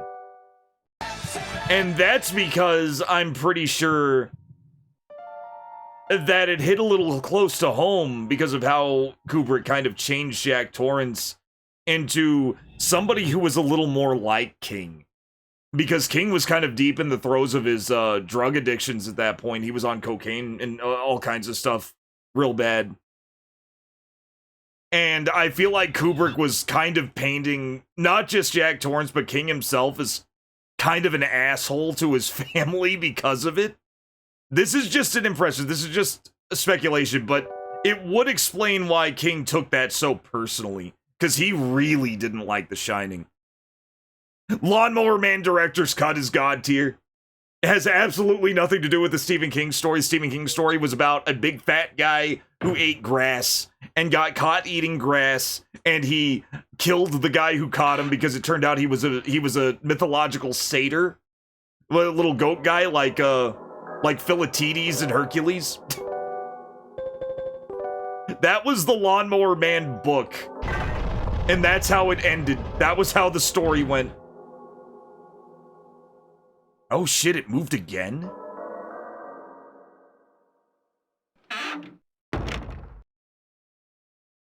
Yeah. I think what it was... I have no idea. But Stephen King didn't want his name on it, and he actually sued them when they put his name on it anyway. Because King was hugely popular. Yeah, he didn't like that. That one he didn't like either. I can see it in that it was still about a guy whose job was mowing lawns who turned out to be way darker than he appeared.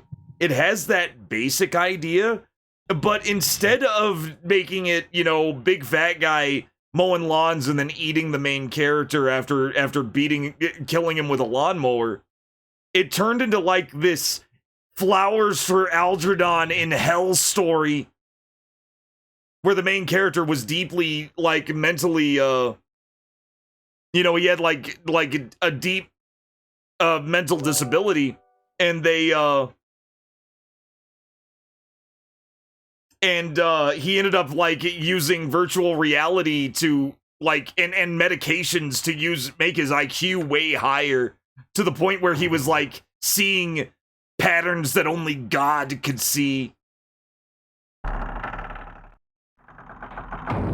Yeah, Job also killed it. Yeah. Yeah, exactly. Yeah, he got telekinesis power. It was so awesome. There's another... a painting that portrays my past. Well, who cares?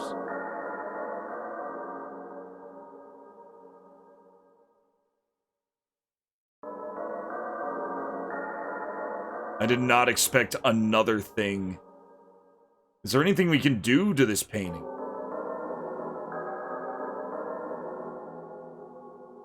Really? I didn't know the video game did that. Let's try using the paint. Nothing happens. The mirror, maybe? Nothing happens. The pendant? At least we can save if nothing else happens. Yes, there are definitely Lawnmower Man games. They're really good. They look really cool. I kind of want to play them. There's the Sega CD game, which is all QTEs. It's like a big QTE pre-render game.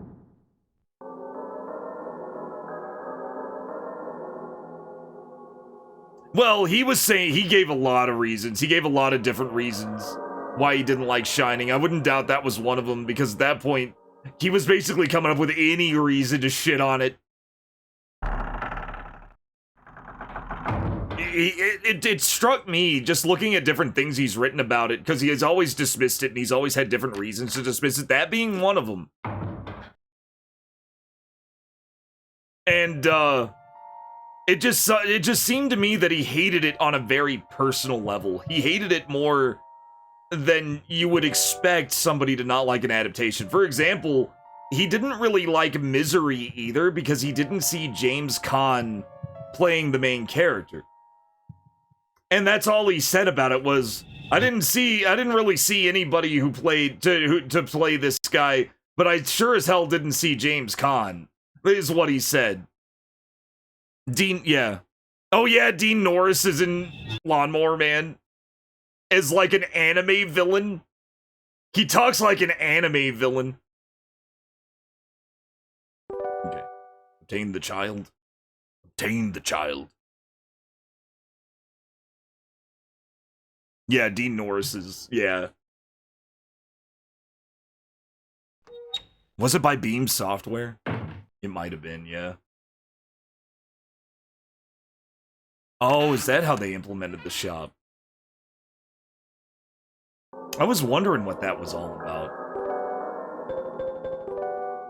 It definitely seemed like a mysterious organization. I've never seen Stephen King's shop before, though. I know all about the Dark Tower mythos, because I was a huge fan of the Dark Tower, especially growing up. Like, I loved the Dark Tower. I think I've got all the books. Not hardcover, but I'm pretty sure I own all the books.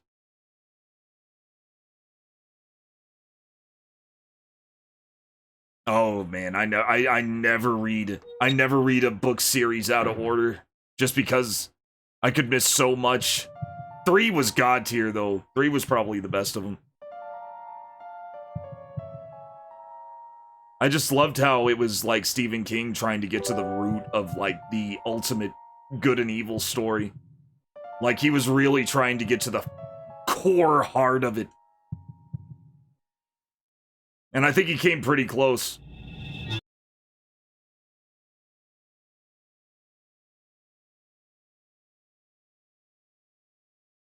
Oh, well, the thing is that a lot of Stephen King stories have some fucking connection to Dark Tower. The Dark Tower was his way of linking all of his stories into a single world. Or at least a single multiverse.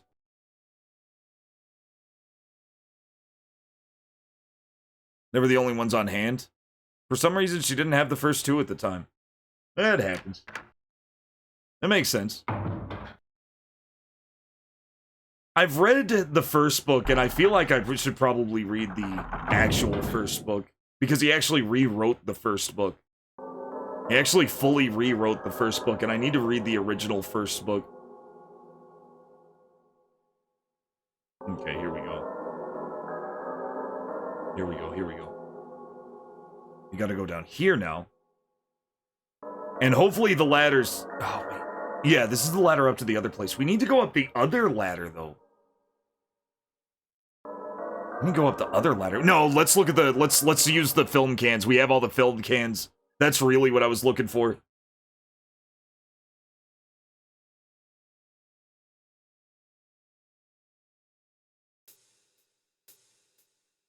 Come on, game. Don't crash on me. There we go. Oh, wrong door. Yeah, we don't have that yet.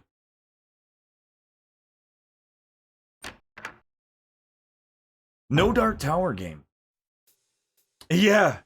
Well, Dark Tower wasn't a movie for a long time until they made, like, one and it flopped because it was, like, so fucking, like, I think they got...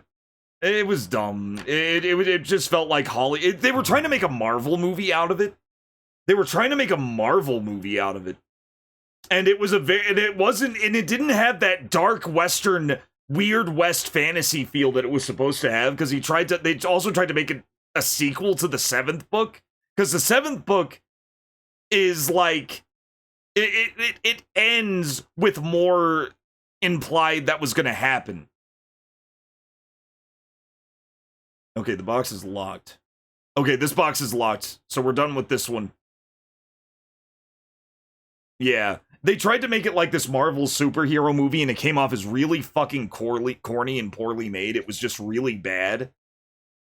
And what they should have done was just adapt the first book as it originally was, just adapt the first book, because that would have been fucking insane, like Cormac McCarthy style, like dark Western shit. Okay, here's the P. I don't know if we had... Oh, yeah, you know what? It has to be whatever this isn't. H. Okay, so this is P. Use. Should have made Lawnmower Man, too. Oh, yeah, there is a Lawnmower Man 2 called Job's War, starring Max Headroom. The guy who played Max Headroom, something Frewer, like Rick Frewer or something like that. I don't remember his first name. Matt Frewer. H. Matt Frewer is Job. Yeah, thank you. I'm curious about it, but I know it's not going to be as good as the first one. I'm surprised they didn't just get the guy who played Job. He did, like, nothing after Lawnmower Man. I think he was in, like, Planet Terror as the chili chef.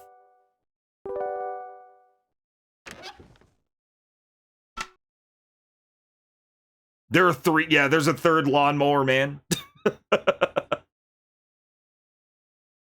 Not a great movie, might be watched, worth it for a laugh, maybe.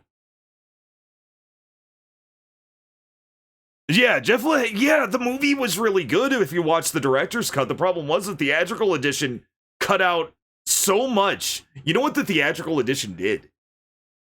In the director's cut, in the original cut, there was this lab chimp, right? There was this laboratory chimp that they were using and they were testing what they would end up using on Job on this laboratory chimp. And there was this whole escape scene with the chimp where he, like, uses their own security against him and, like, shoots him and shit and escapes. And he ends up landing in Job's lab. Job was a mentally disabled lawnmower man. He was a guy who would mow lawns for money, and he lived in the church. He, like, lived on the side building of the church, and he wore overalls, and he was real goofy. And the chimp ended up landing in this guy's lap, and he's thinking, oh crap, it's Cybo Man. Cybo Man was a comic book superhero who had, like, a similar helmet, And so he was protecting the monkey, and the monkey, I'm just going into spoilers here, the chimp ends up getting shot by the shop, by the company that was testing him, because, you know, it was going to go on another rampage, they were afraid. All of this, and he was under the care, the chimp was under the care of Pierce Brosnan, and Pierce Brosnan was bummed out about this because he liked the chimp, because he really believed in the research. I know, I'm spoiling the first 5 minutes. Yeah, and it's so good. It's so good. But the producer apparently hated it. He hated it so bad that he ordered the editor to cut out any mention, any scene that even mentioned the laboratory chimp, right? So there are scenes in the theatrical cut that make no sense because they are literally skipped over. And anything that referenced the chip may have also referenced something else important that also got cut.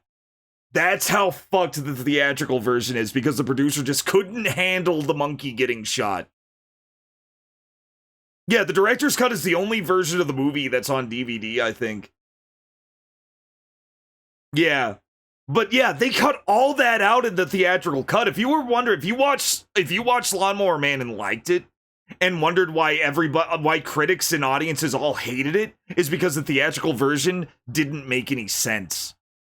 The chimp version was not in theaters, and that's what premiered in theaters, and people were like, what the fuck is this? I don't know what's going on.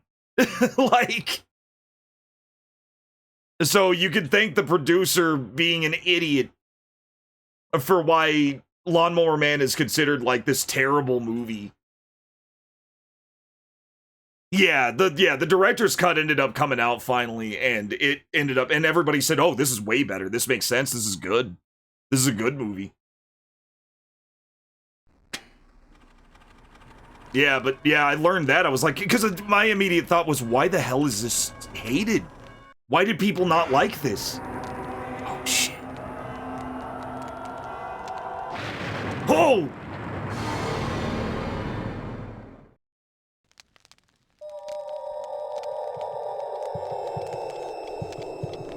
Science.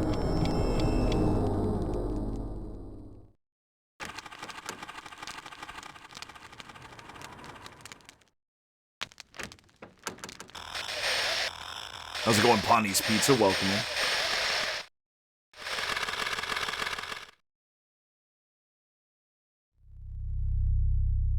That wasn't enlightening at all. I don't know what the hell was going on there. A skeleton had a book. Science happened. He really does. No, it was a great performance on his part. I mean, let's see. How did the Lawnmower Man do? How did Lawnmower Man do? It made 32 million against a 10 million budget. I think that wasn't like, I don't think the studio liked that. Yeah, because it got beat by Wayne's World. Wayne's World made like 183 million, and they wanted it to make like at least 100 million. It did way better internationally, where it did end up making about 150 million. But it was still considered a disappointment, but it was enough to get like straight to TV. I think they did straight to VHS movies. But yeah, the 2 hour 20-minute version with the monkey was the director's cut. And then there was the 108-minute theatrical cut that was just terrible because it didn't make any sense. Party time, excrement. So, wait, let's look at that again. Now I want to really look at this. Let's really look at this.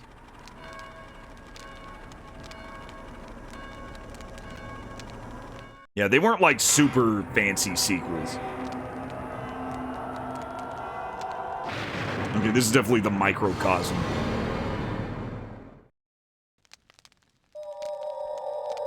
He has a book. And the book has molecular shit everywhere. That leads to a door. There are 2 doors. And he opens the left one. So we're gonna have a choice of 2 doors, and I guess we have to open the left door. I may write that down.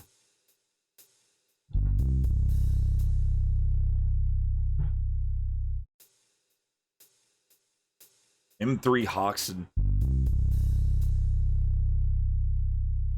They cut a bunch, yeah. Well, they didn't cut 90 minutes from the film. They cut it down to like 100 minutes. They cut like 20 minutes from the film. Wait a minute, how much did they cut from the film? It was 108 minutes. They cut like 40 minutes from the film almost. Like 32 or so minutes.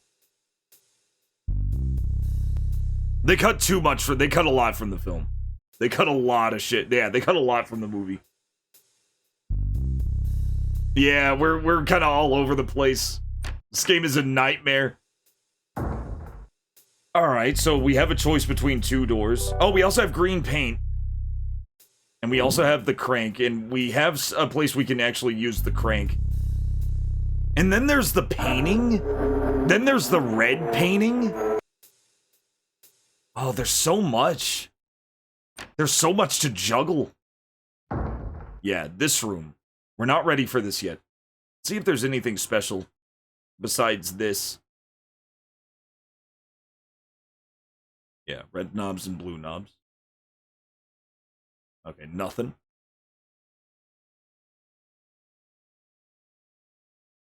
Have we considered getting a new girlfriend? I don't even know how to get out of this one. Yeah, don't forget The Shining, which also has creepy hallways.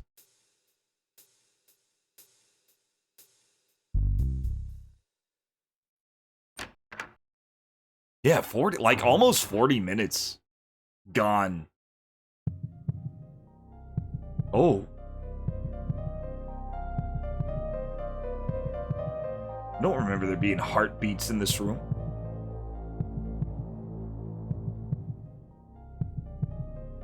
Okay. You need God.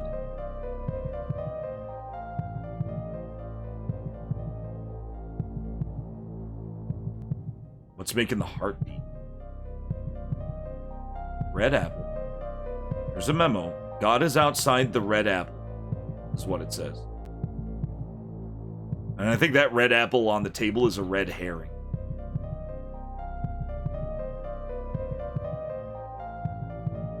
Jesus. I've seen the TV cut of RoboCop 2 and it was a disaster. It was so bad. God is outside the red apple. Here is outside. Okay, we can't do anything here yet. Green paint? Is that what happens? No. Outside. I don't remember there being heartbeats. That's why I'm checking to see if there's anything different.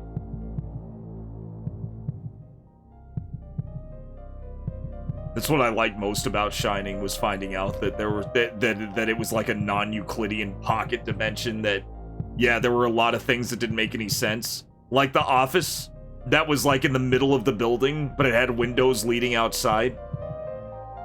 Oh, it's so good. You could bet that Stephen King didn't notice that shit. And it was on purpose, to throw you off and make you feel like something was off about the place that you couldn't quite put your finger on, and people, like, started noticing.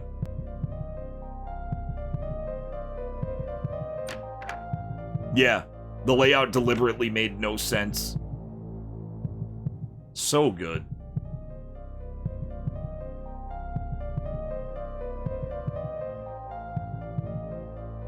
Okay, nothing going on in this room.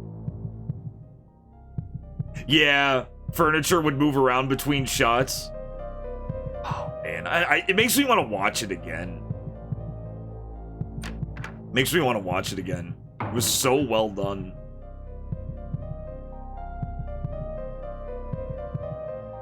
And it helps that Kubrick was very meticulous.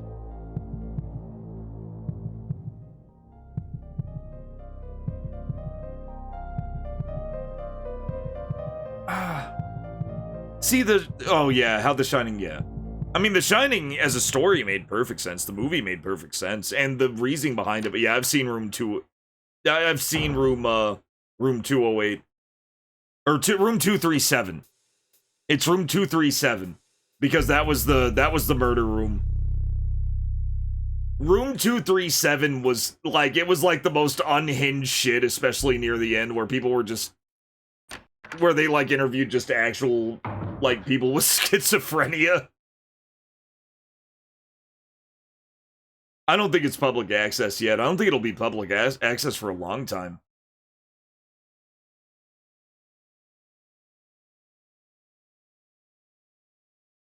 I've seen it. I've seen it is the thing. I've seen Room 237, and it was something.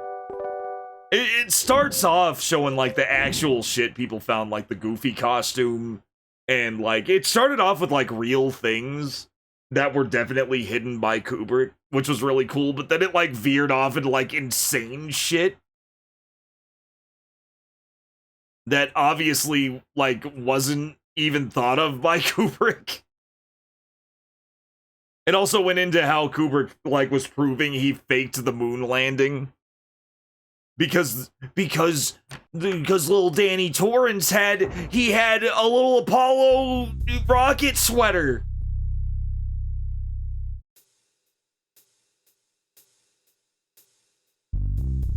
That's a very easy conflation. 1408's underrated. I really liked it.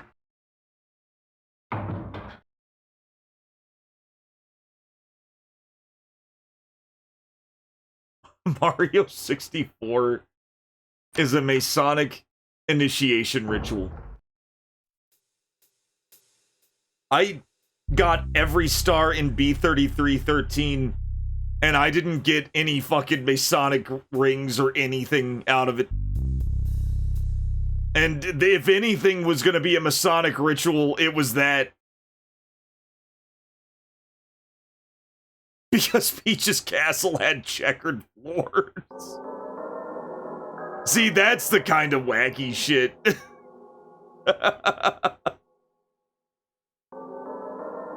Okay, this place is still warped as hell.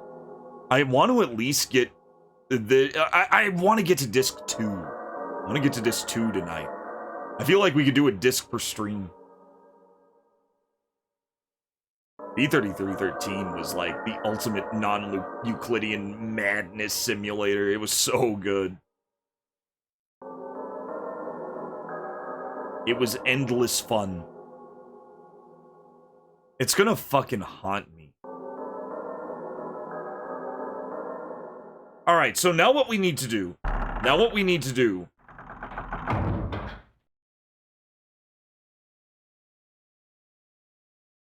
Now that we've done that, oh, of course we have to be the little kid. We have to find the other ladder. I can't remember where it was. It goes up, though. So it's got to be on the second floor, right? It's got to be on the second floor. We got to go up this ladder.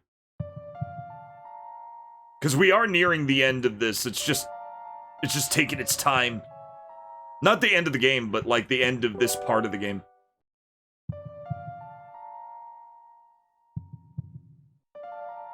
That's funny as shit, Couch.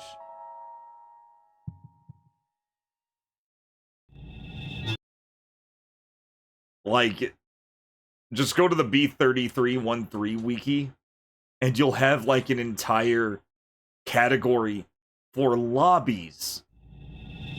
As in, you know the main castle lobby?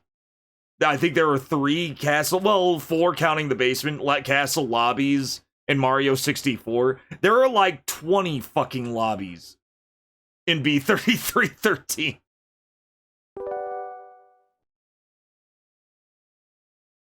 I'm sure there's more to it than just the checkered floors, yeah. You can find Masonic symbolism in everything. You gotta be careful with that one. Eat, lad. I'll do my best. Not this way. Here we go.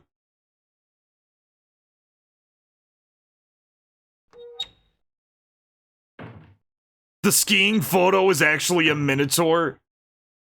Oh yeah, I think that was the one that was the most insane. I remember some about lightning too. Wasn't there one lady who was like obsessed with lightning when it came to The Shining?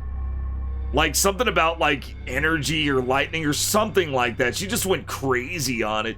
She was like going all over the place.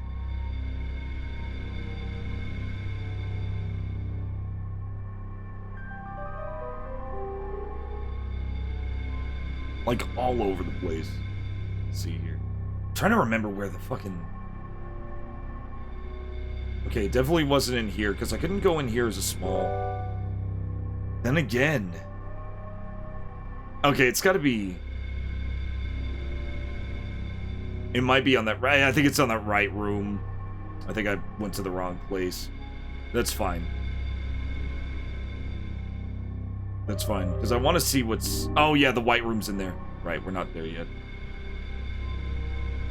Okay, I know where to go.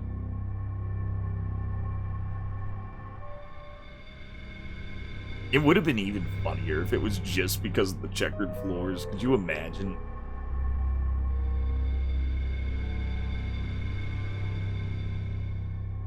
Everybody with checkered floors has to be careful.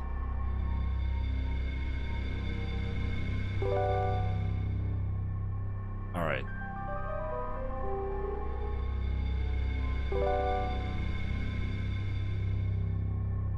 No? Yeah, not yet. Okay. Oh, God. Oh, God. Alright, let's go. I don't want to be a little boy anymore. I want to be a grown man.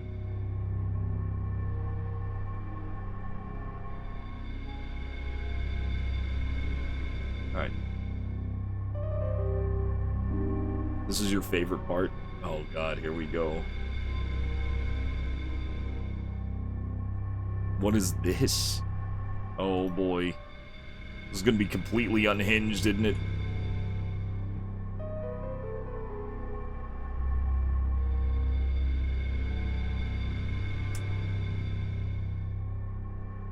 Okay. I'll start this from the bottom. The false elite used the popular concept of Antarctica to mock us and keep us in the dark of what Antarctica really is. Unless you're new here, nothing else needs to be said.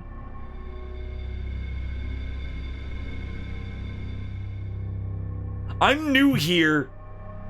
I demand an explanation. I feel like many more things need to be said.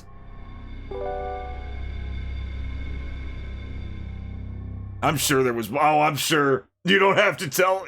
You don't have to tell me there's more. I know there's more. Was he insinuating? Was that a flat Earth theory thing? Because I was seeing the edge of the course. Might not have been a flat Earth thing.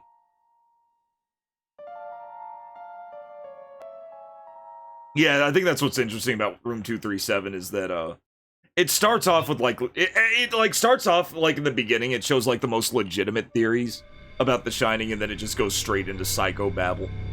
It like shifts gradually into psychobabble. It really was like this tier list of it was basically a fucking iceberg theory picture in documentary form.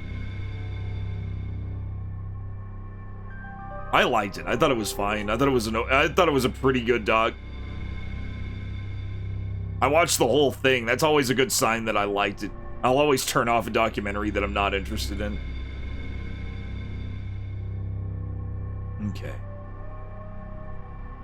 Where is it? Oh, of course it is.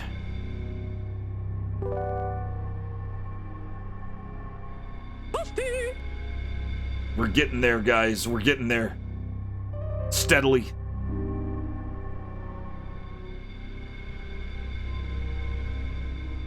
Oh, there was none. There was no further explanation.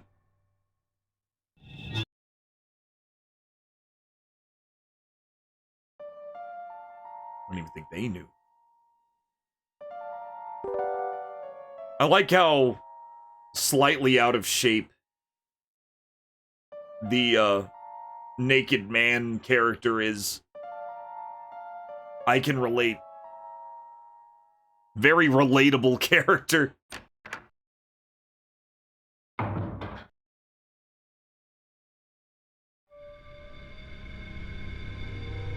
I like how you can tell, like, you can tell that the game pops back in and the cutscene ends when the image quality just skyrockets.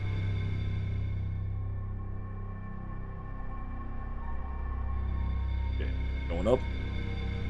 Now that we can. It wasn't in here. Unless it was in here. Yeah, it was behind the fake wall. We found the fake wall quick. Found the fake wall real fast.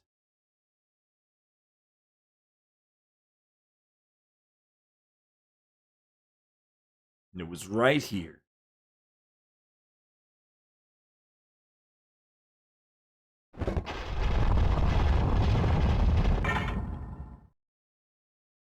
Such a light push. It's a very ginger push. That's right. Ladder's right here.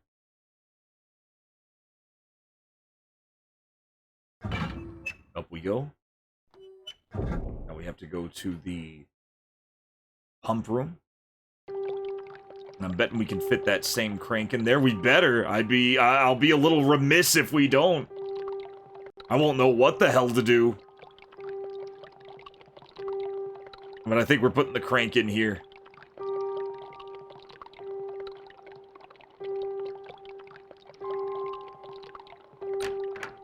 Guess we'll find out. Right now. Right now. Oh. Oh, gird your loins, chat. Oh.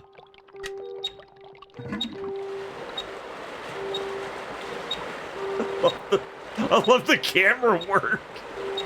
That was the most dramatic de-pumping I've ever seen. I guess that means we're done with that. Do we still have the pump? We do. We may need to use it again. In we go. I am now fish. Now you can be fish.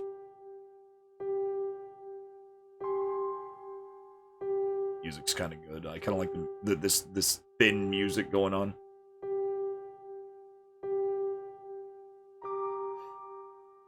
Just peeking around the corner a little. Anything could be lurking behind it. Ew. What's that? It's a knife. Oh, now we can open that door. Now we can open that secret door. Oh, where the hell was that door? The priest. Destruction of the past. Some areas of this mansion possess the remnants of your past. The gate to a new realm will appear when you destroy the traces of your past. Oh, okay. So we also have to use the knife on the painting. Oh, we'll have to use the knife on different paintings of the prologue of the game. I'm betting. I have a funny feeling. So we have to go to the first room. We do have to open that door. Oh? We got a coin. Yes. It's all coming together. It's all coming together, boys and girls.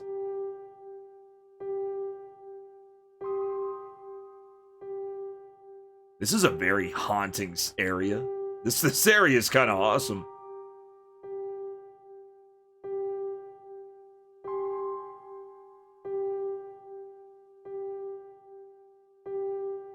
Okay, now the question is,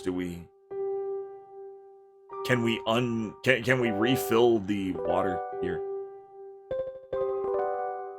Maybe we shouldn't. Nothing happens. We can't even if we wanted to.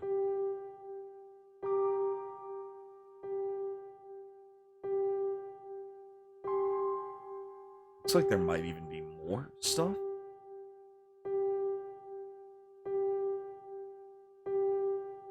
No, that's just a reflection. How's it going, TK? Welcome in. We're deep into the bowels of Juggernaut.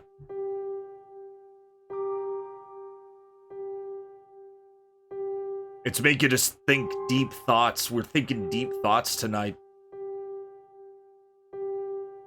Like about whether or not Cobra, Sylvester Stallone's Cobra, had a triple-decker freezer. Or if it was a double-decker with an icebox on top.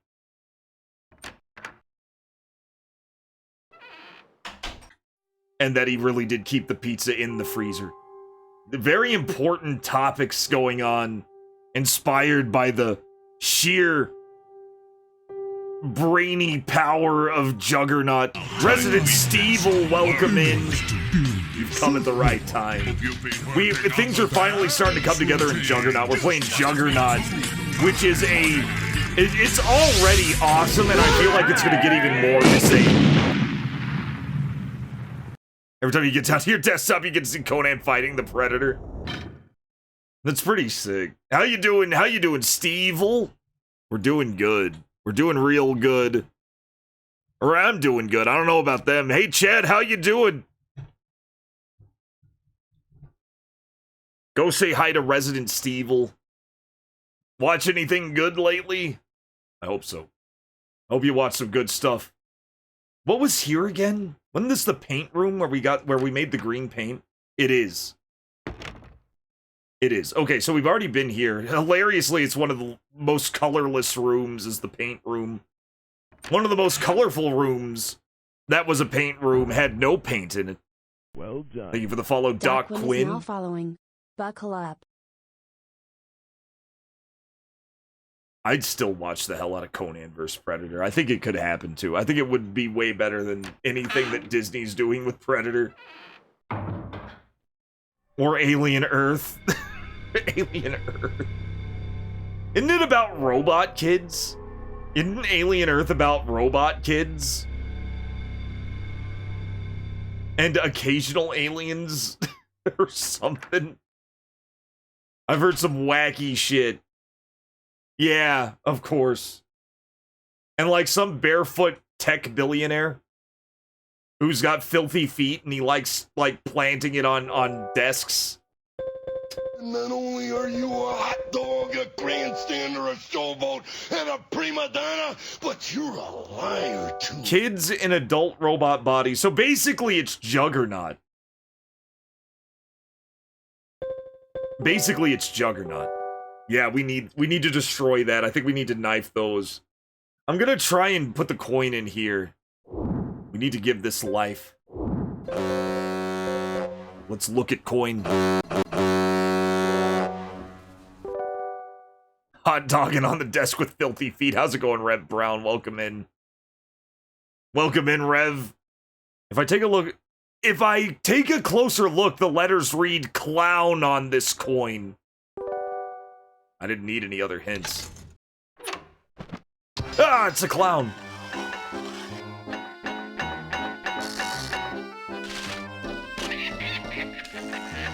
It's a lovely naked clown! No! Oh, no. No way! Beautiful. Roof Brown has joined the convoy. We got clown music. Clown!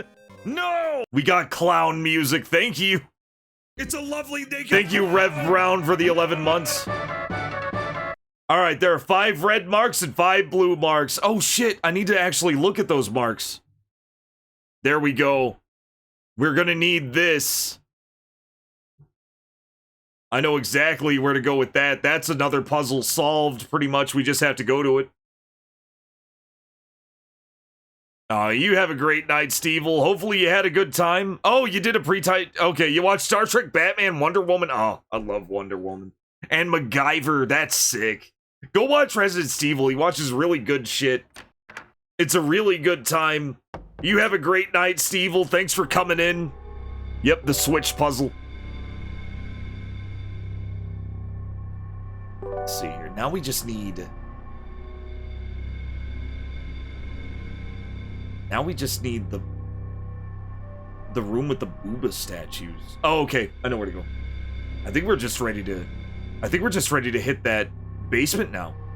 Oh, I'm gonna have to do something, though. I'm gonna have to do something before I get there. Okay, and we've already done everything here. Oh, ho, ho, ho, what was that? That was a picture from the past we may needed. Okay, let's look around this again one more time, just in case. Seems that nobody's used this recently.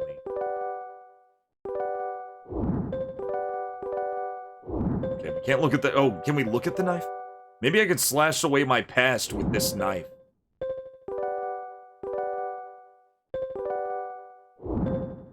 Okay, so we have this mysterious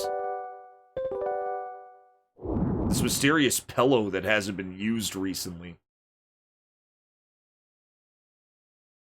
Ah, here we go. Oh, the priest!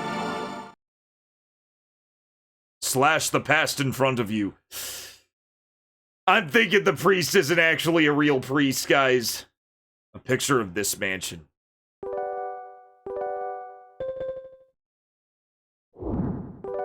Save first. I'm gonna save.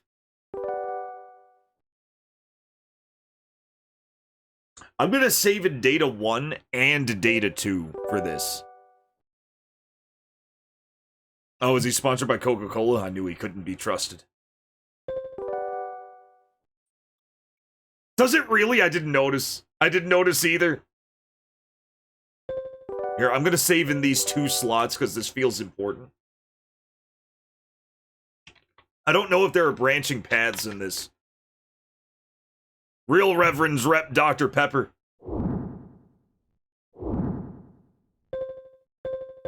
Alright. Slash it.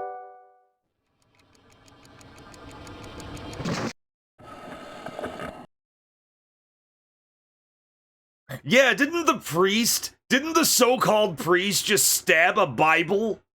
It just hit me. It just hit me that he's probably not who he says he is. This picture has already been slashed.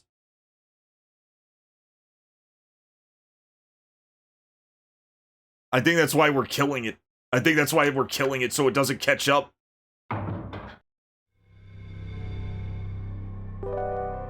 It cannot be. It is a thing that should not be. Okay, we've already been in there. We've already been in there. The bar didn't really have any. I'm gonna have to look in these rooms. I'm gonna have to look in every room for pictures of the past. At least I know what I'm doing now.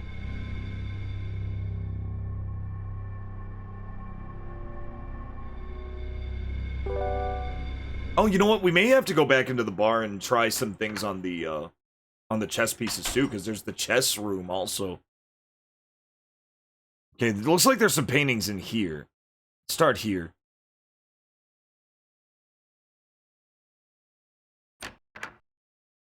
That was an awesome puzzle. I really like that puzzle. I think this is where we got the mirror. This is where we got the mirror, so it's gonna be useless to us. And that side table ain't shit.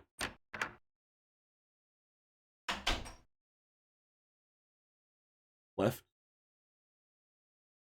Okay, we've already done that. Already done the creepy noise puzzles.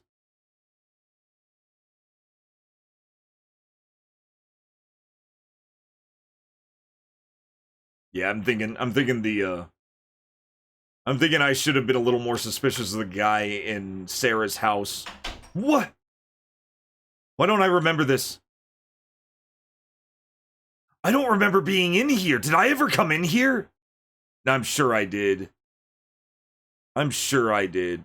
Yeah. Yeah, there's like nothing here. Okay, I've been in here. I think there was just the, film can in there.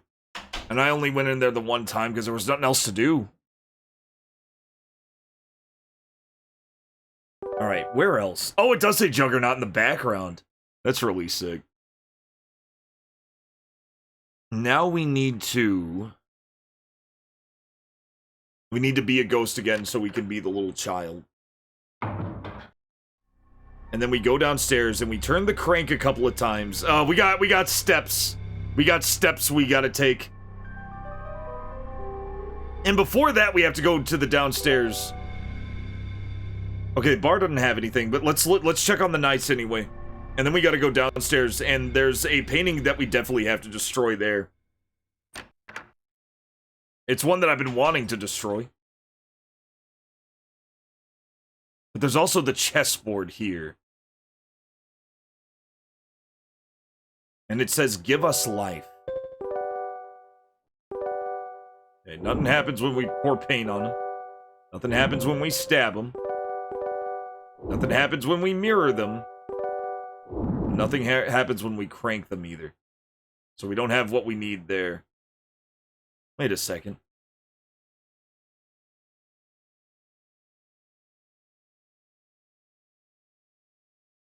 You'd think there would be something to do with the billiards, but there isn't.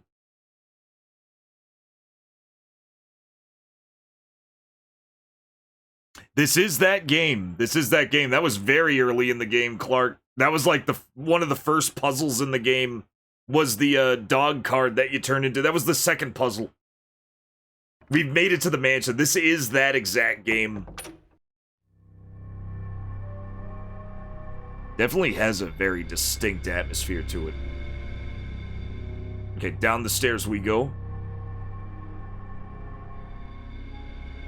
I feel like it's going to be extremely rewarding, too. I feel like this is going to be... just call it a hunch. I feel like it's going to be great.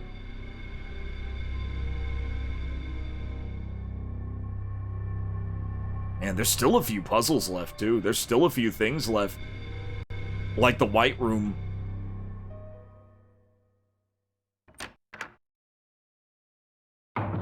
Okay, was there anything special here? There was the office.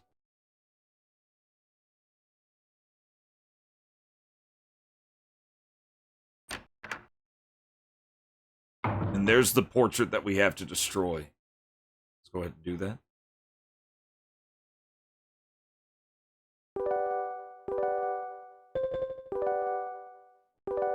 Nothing happens.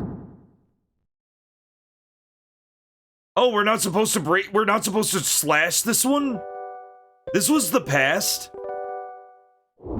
I guess this one's fine. I could have sworn we had to break that one. I mean, there's another one we have to destroy too, but I'm kind of shocked by that.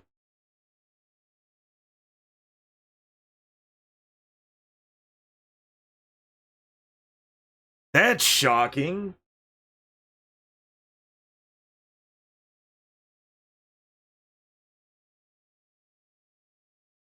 Huh. Guess we can't slash our death. That may be it. That may be what's going on there. Okay, let's look at this book, the book room again. Yeah, we can't go through here.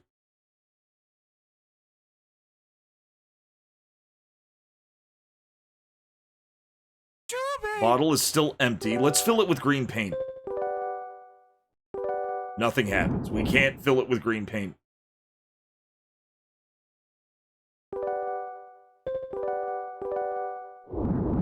We can't dip the pen in green ink either. And then we have the book here.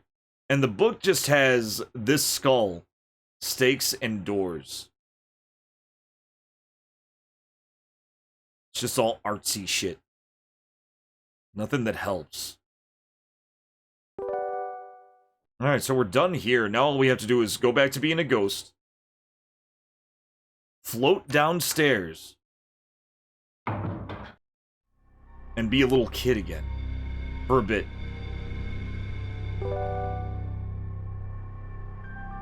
Oh wait, did I go the wrong way? Or did I go the exact right way? I went the right way.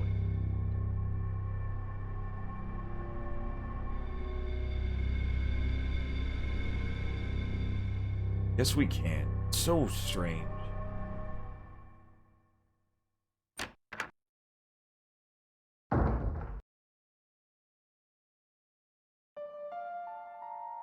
Right. Go, go, go, go, go. Alright. Put your... Put your finger in the and the rest of your body in the tube. There you go.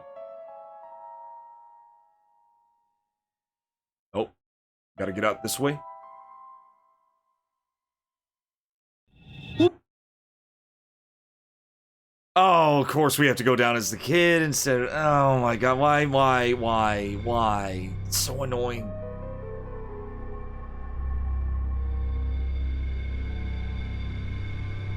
It's... Oh, fuck. It's fine. It's fine. They didn't want to get any of the bodies mixed up. I get it, but... Ugh.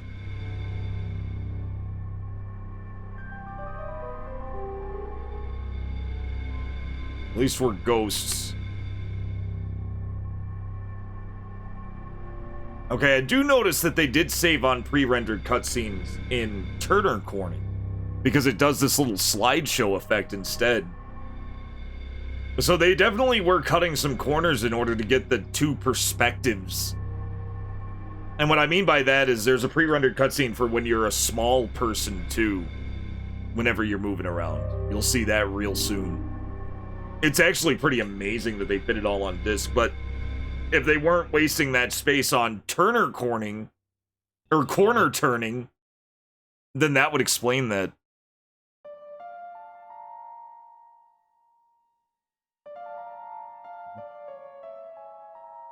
Okay. We're now the child. More references to the 1986 movie Cobra. I've already talked about Cobra. I like the car chases in Cobra. The car chases in Cobra were also... So that movie was just awesome. People actually shit on Cobra, and it's great. Okay. What was I thinking was like... Oh, that's right. I decided to give Earthworm Jim 3D a shot. Off stream. And it has one part in it. It has enough creativity in it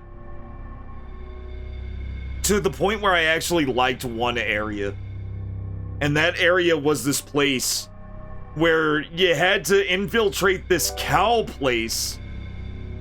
This cow, like, war base, because cows and chickens were at war with each other. And you get this weapon, and what it is it's a boomerang, but it's a meat cleaver boomerang. And what it does, is you have these, like, armored cows that are shooting at you. And they're immune to all of your other weapons. But if you throw the cleaver at it, it cuts their fucking heads off. And they die. And I thought it was cool as fucking satisfying. The sad thing about Earthworm Jim 3D is the combat is actually alright. What sucks about it is once an enemy dies, they are gone.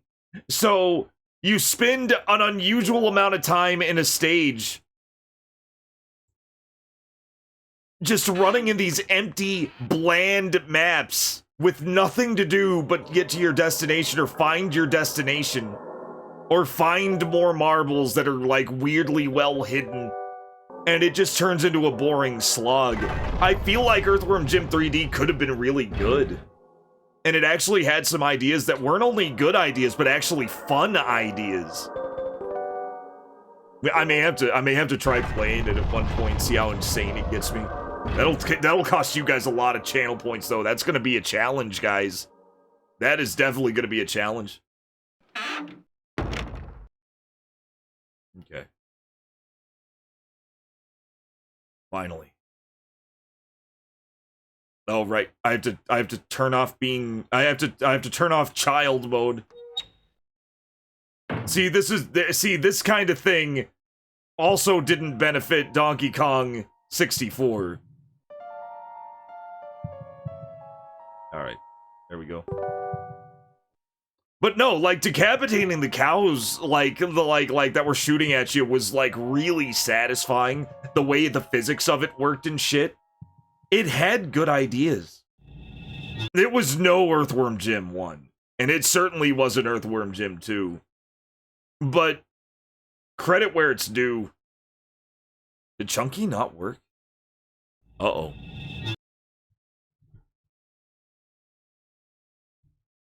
A wizard card. Might be theirs. Oh, it might be a dead. No, I don't know.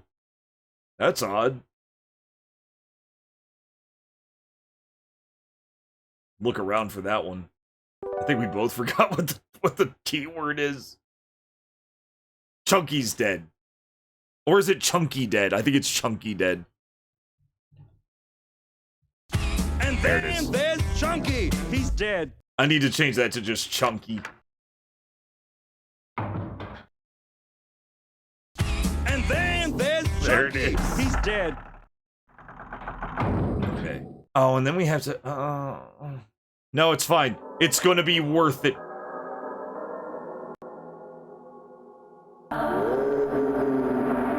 Okay. This one we definitely need to slash. There we go.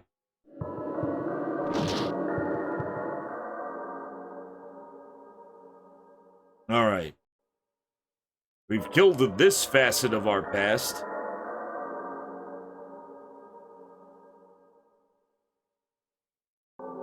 Okay, now to go back.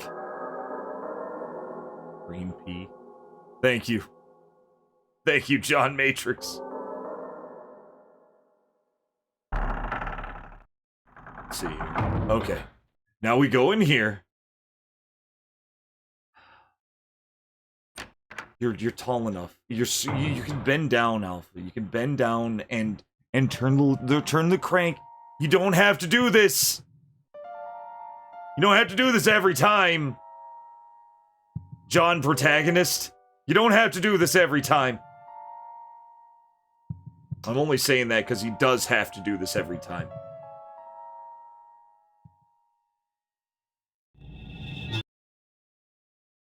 Mm-hmm. Tiny door. Tiny door with hole. They didn't make functional knees in the model. Yeah. Yeah, I told him. You saw me message Kyle right directly. Atmosphere at Barry's local McDonald's restaurant. He began the practice of going there at least 3 times a week for lunch, and a large iced coffee with milk instead of cream. 1 to 2 times. Yeah, I think that's a chance. That is a chance encounter. Rush, sometimes it'll play Poop Sock, most of the time it'll play... And could match his daily nutritional needs. Barry Lyndon going to McDonald's. The practice of dipping his fries in McChicken sauce, finding the notion delicious, all the while thinking greatly of the restaurant. McChicken is pretty good.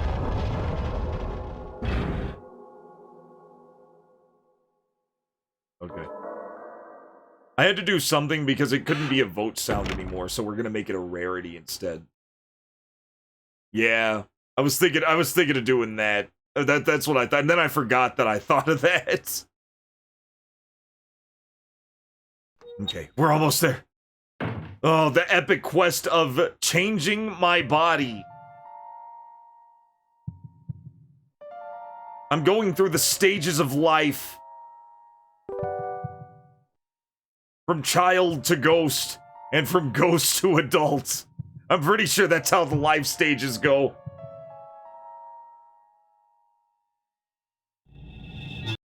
I'm pretty sure puberty doesn't take this long. Just feels like it does.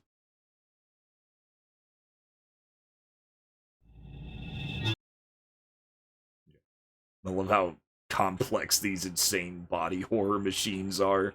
It's just a complete mess of madness. No, that's fine. I'm gonna stay as is. What am I doing? What am I doing? No! Why oh god, it's the circles and eggs. It's okay, obtain the adult body. Triangle.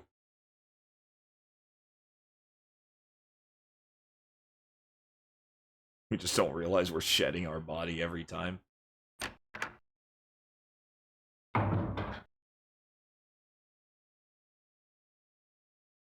Okay, finally, we're almost there.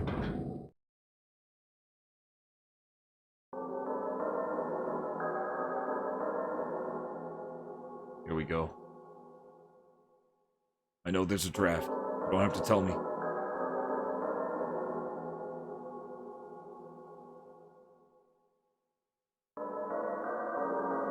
Alright. We have one other... I think we actually have another painting to stab, but I'm not sure. There's a ladder leading up. Not yet. Not yet. Let's go. Oh, right. We have to go up. That's right. There's the twisted door. We're not at the twisted door yet.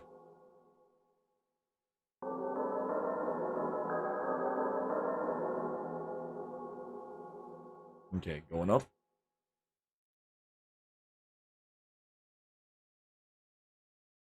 Yeah, and then it just takes us to the first room. And the first room should be the mirror room. Yes. Okay, good. Then we can. Then we should be able to stab this wall coming up. This wall right here.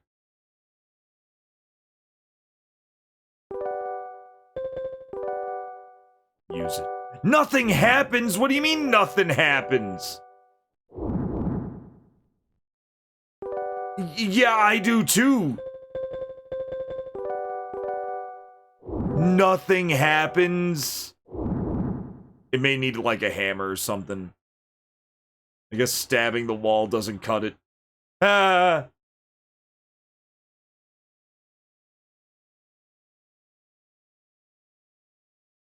Okay. All right. We still have other things we can do. We have the big star puzzle coming up. That's gonna give us something good.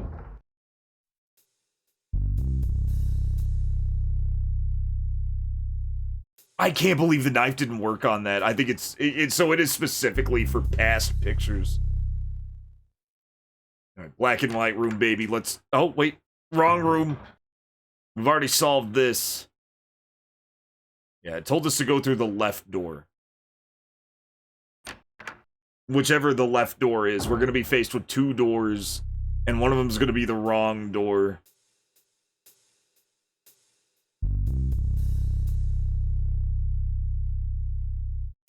Is this the black and white room? Yes, it is. Okay. Right at the top. Oh, okay. Knobs go... Yeah, knobs that go up are red. Blue knobs down.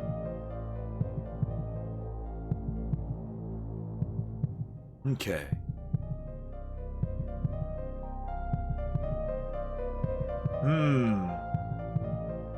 Blue knob's down, huh? Oh, I see. I see. So that stays down. These are both red. I get it. I get it. Blue knob. Red knob. That one stays straight because there's nothing there. Blue. Blue, blue. Red, red. Oh. There we go. We're in the abyss. Change to Juggernaut Disc 2!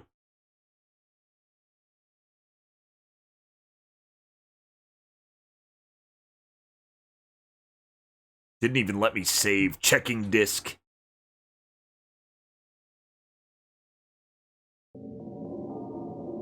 Oh! Oh, we have nothing now. Disc 2? We made it to disc 2?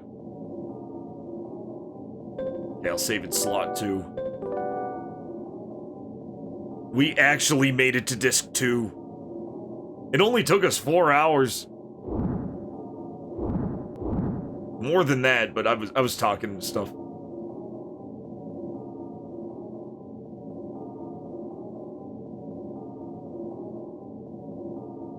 Oh, what if it makes us swap between discs every time? Okay, let's go this way. We're going left. Whoa! There's no math. The priest! Tragedies occur on an isolated island where evil exists everywhere. Your past experiences have no meaning here. I will erase your memories. Please hurry. Not much time is left.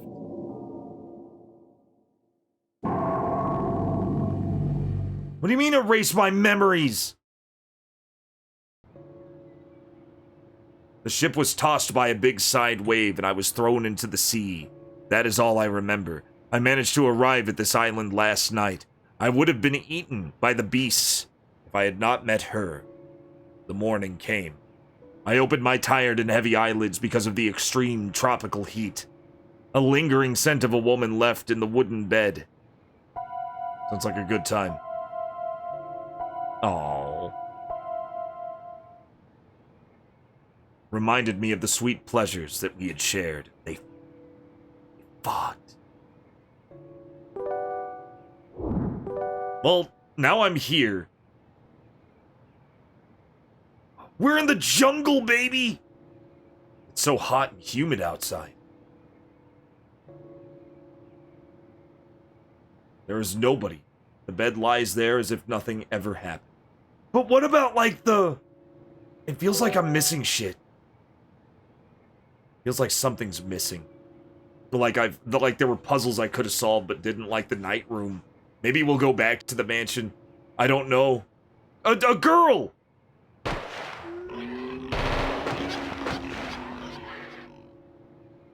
Leave my cave GF alone!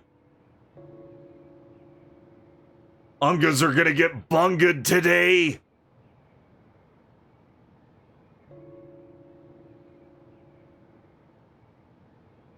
We're in the cave forest now. We're in the cave woods.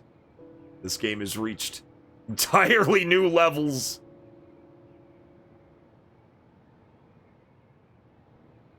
The Joe and Matt cave base. It's so hot and humid outside. Okay. Is there anything else? Is there anything else? Nah. Just wanted to make sure before I good and truly left the building.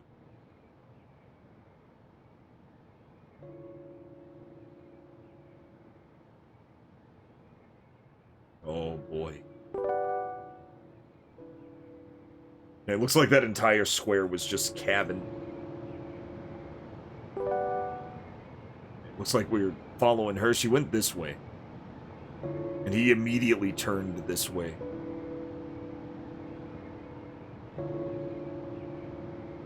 I can see a door over there. I'll go down and look a bit later.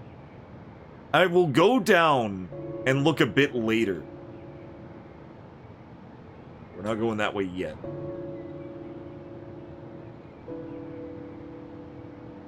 I think we're Robinson Crusoe now.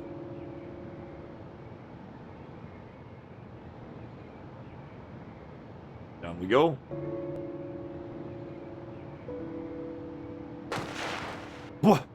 What was that? Another gunshot. It's dangerous to advance this way. Run away!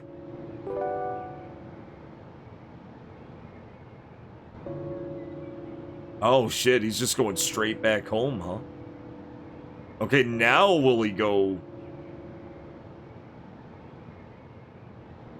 Now is he gonna go here?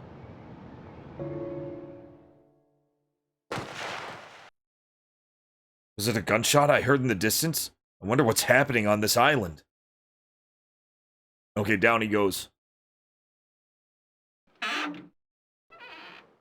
Into the caves!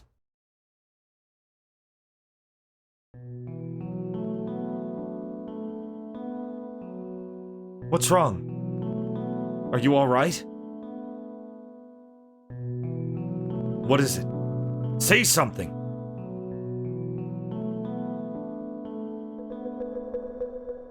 She's not saying nothing.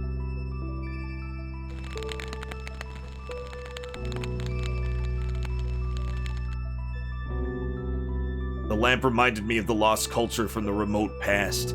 She is anxious. She is watching me with anxious eyes. Where is this island located? And what on earth is going on here? She still does not talk to me. She does not seem to understand my words. Perhaps this island is isolated and has no contact with the outside world. It is natural that she does not understand my language, but I can tell she has no fear in her eyes when she looks at me. She trusts me. I sat down next to her and started talking about my home country, about the couple next door who fought all the time, my 2 dogs, and the blue lake that I saw from the hill. While I was talking, she looked at me intently and smiled occasionally. I kept talking until light filtering through the door gap turned dim. I drew near her, and we spent another night together by the faint lamplight. Damn. Damn, son! The next day she saw me off so I could search in the forest. This game, guys! Holy shit!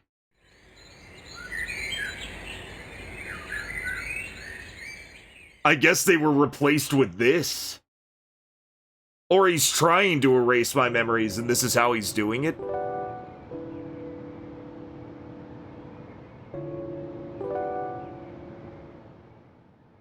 I feel like we're ensnared in a trap right now.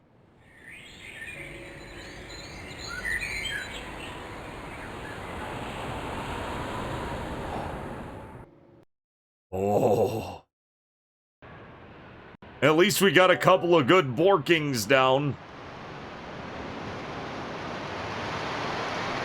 It's totally destroyed, but perhaps it was used as a port. There's no sign of anyone. This game is sick. I was already liking it, but this is sick.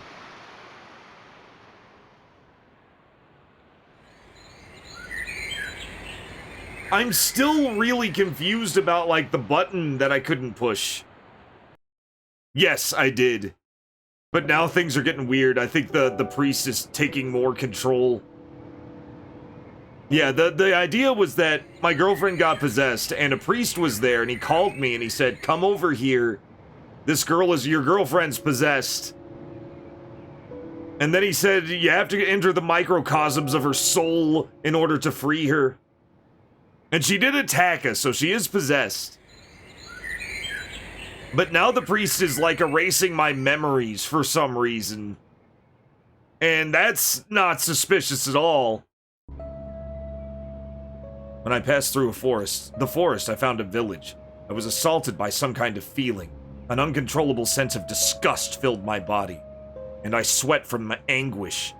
Is anyone there? Has anybody ever had an anguish sweat? I felt as though someone was watching me from behind. I imagined a shadow of someone aiming a gun at me.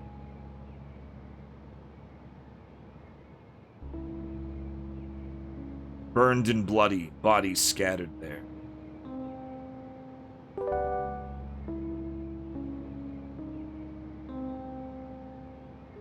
Dead bodies litter the ground.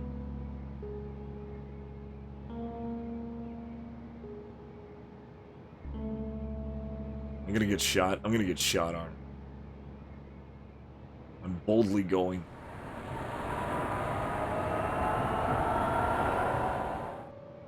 I like that I have a zoom function. The tide is out on the beach and it looks like corpses are exposed.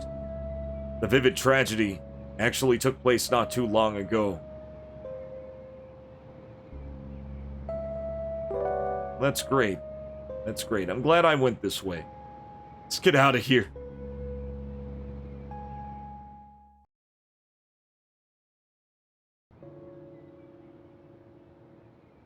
Okay. There we go. I like this forest montage. It's so good.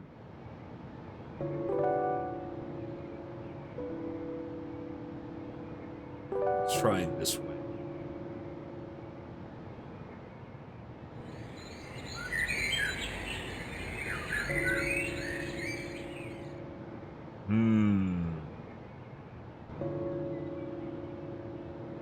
The forest always looks the same. While I was wandering the forest, thoughts detached from reality came up. Where am I? What am I looking for? And who am I?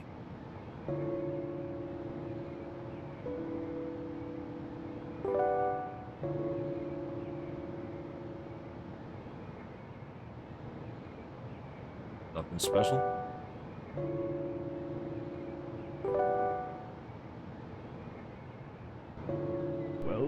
Nothing here either. Playtime is now following.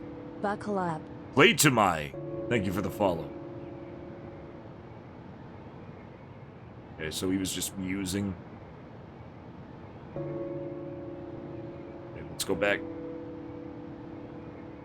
Whoa! It's so weird.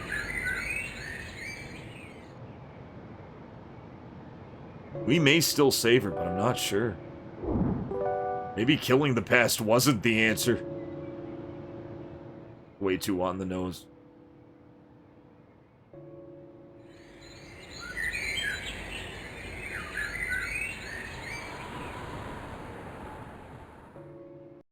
This is the last thing. This is the last place.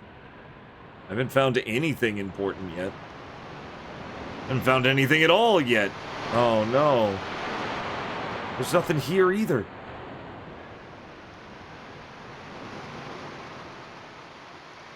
Damn, I guess I'm going home. Kill the Past reminds me of, what was the game that like had Kill the Past as a, I want to say it was a Suda 51 game. I think it was Killer 7. I think Killer 7 said Kill the Past a lot.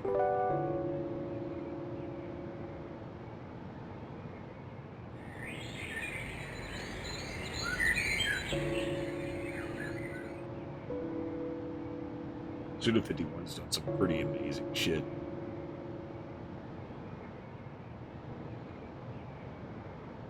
He hasn't, like, fully directed a game in a long time, though. Not since No More Heroes 3. And even then, I think that was a co-direction job. It might not have been. I'm thinking of something. I'm thinking of some Suda 51 that said Kill the Past. It might have been Silver Case.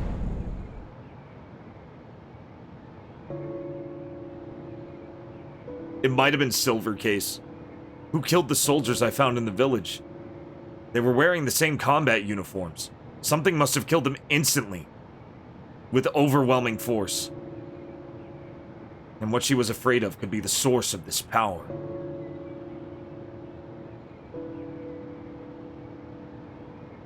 Oh, so he's gonna try to ask her about it?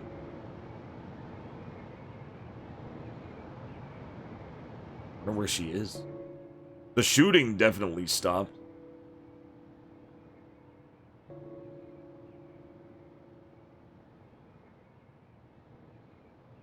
Okay, anything in here?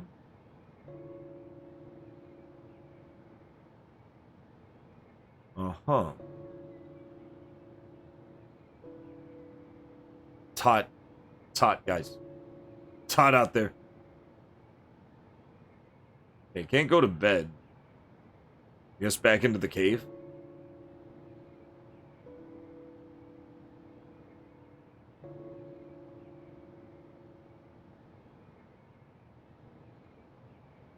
Back into the cave. We gotta go back in the cave. Gotta go back in the cave. This game's taking turns, guys. This game is taking turns. Unless it wants me to go back to the village.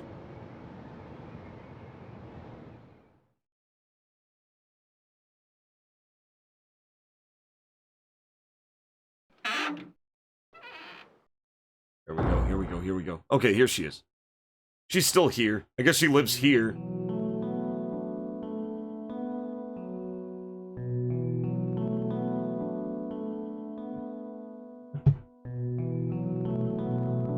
What is she afraid of? She saved my life, so it's my turn to protect her. But those strange incidents in the village could have something to do with her. Wait a minute. It doesn't add up. The bodies found in the village seem to have been killed not too long ago. That guy's headless.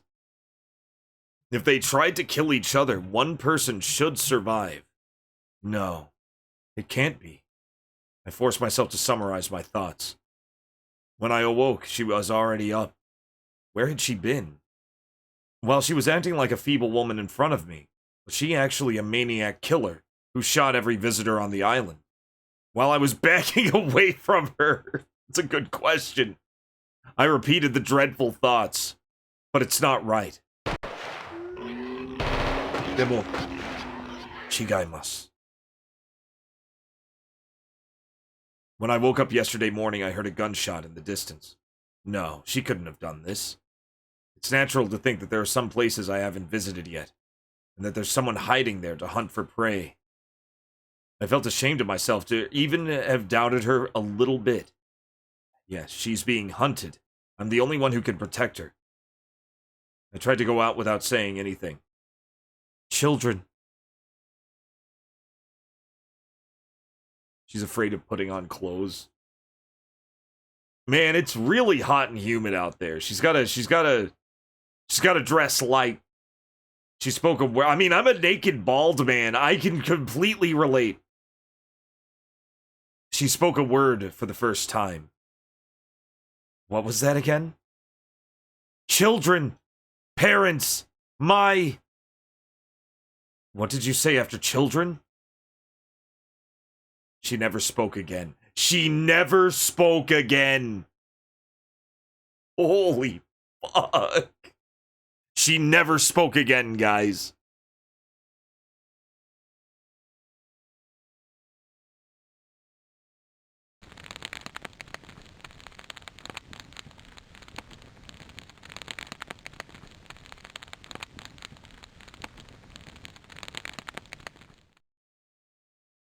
Well, there is the little navigation icon. Well, it's because when you go forward, sometimes it'll take you to a cursor menu, Clark. And because that's you going forward. There's nowhere further forward to go, so you look forward and you can examine things. It's kind of weird that they did it like that, but that's what's going on there. Like, I will go forward. It's not like I can't choose where to put my cursor. The cursor just kind of pops up.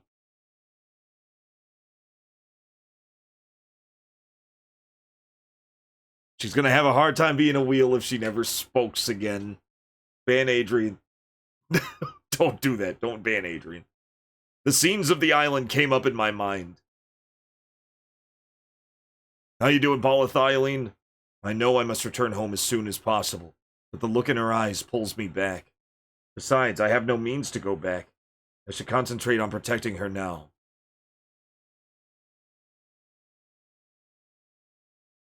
I can smell the oil slightly. Yeah, like, what I mean by that is, right now you're seeing a forward and back, and I'll push forward here, and it takes me to the cursor menu. But if I push down, it'll make me go back. And if I push forward again, now he's going upstairs. It's all context-based.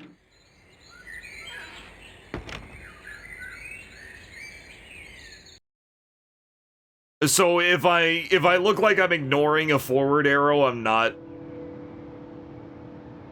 But I could definitely see how you'd see it that way. I'll roll myself out.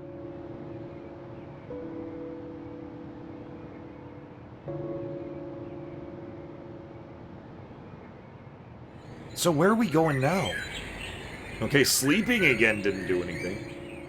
I guess go back to the village, look for clues. We'll just look everywhere.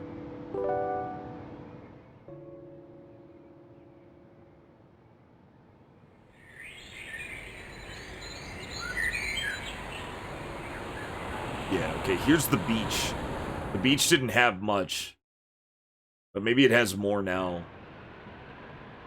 Something might have washed up. No sign of anything at all. Anything special. Even the sky may hold a clue.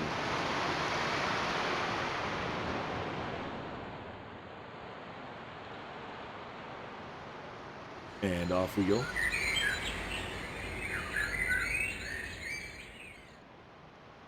Alright, so now we have what? We should hit the village. Village is down this way and then to the left.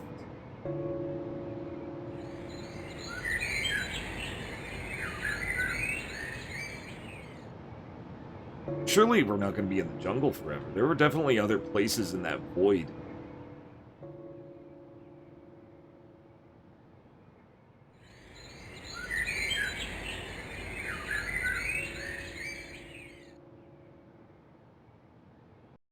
We're almost full in Japanese style look and think adventure gaming instead of having puzzles anymore. That is true. We're almost in full... Yeah. Yeah, I feel that. It definitely has turned into more of a Japanese, like, menu-based adventure game. No menu specifically, but it's definitely doing a lot of look, think stuff right now. Like, there are no real puzzles in this part.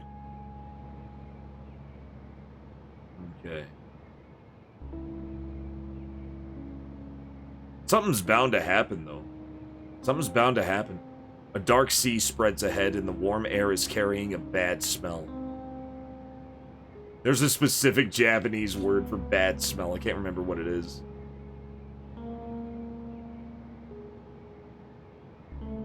Oh, shit. Didn't mean to do that. We've already looked at all this. Pretty much. That's pretty much what we're doing. Unless there's something new. There may be like a puzzle in the tree or something, but yeah. Oh, you know what? Specifically bad odor. Specifically like bad odor.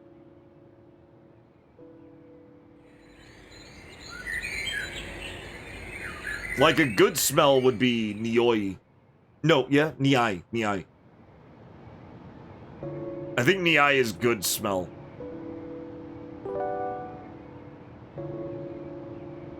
I guess so. I guess odor would imply bad, maybe.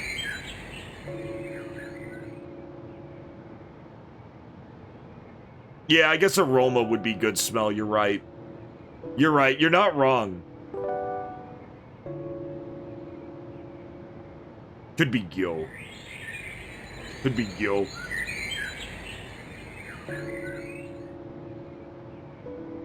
Maybe I have to go to bed. Maybe that was it. Maybe I'm supposed to go to bed. I didn't say it was. I was just wondering what it was. I was trying to remember what it was. I wasn't trying to say it was, like, magical or anything. I'm learning the language. I'm trying to remember what the actual word it was for it.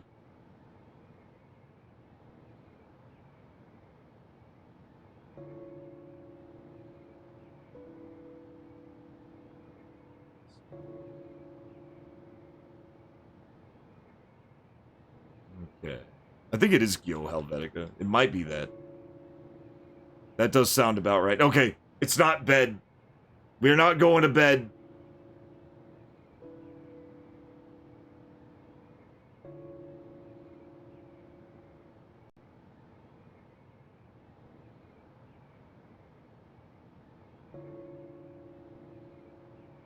So where do we go now? I guess the, I guess we're going to the... Oh, we're gonna have to go into that forest clearing. There's gotta be something going on there, then.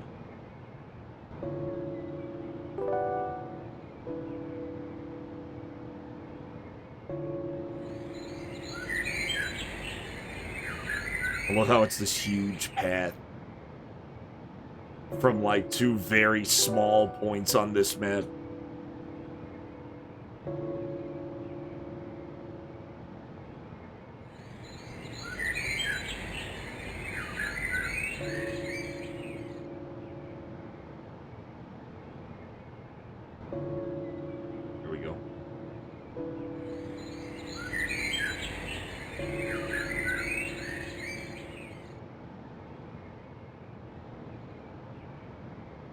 Okay.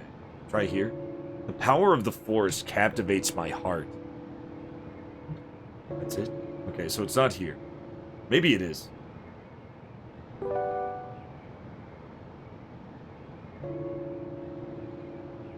Tension. Tension is real. Nope.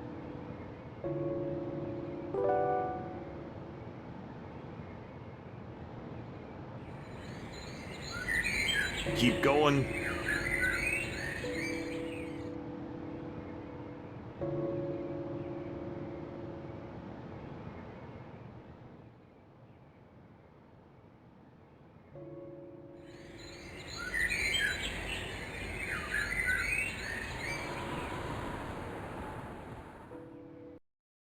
Alright, this didn't have anything in it before. And it's got nothing in it now. What do we do?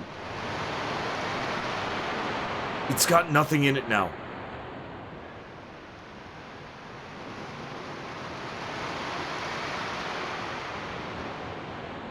Huh. Alright. Maybe it wanted me to look at those trees and say that the power of the forest captivated me.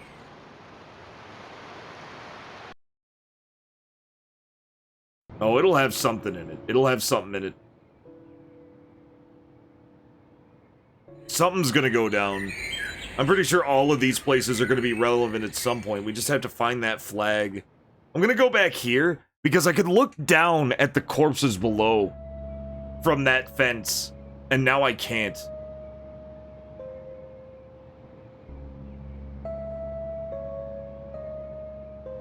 The warm air's carrying, yeah, it's carrying the smell of rot, basically.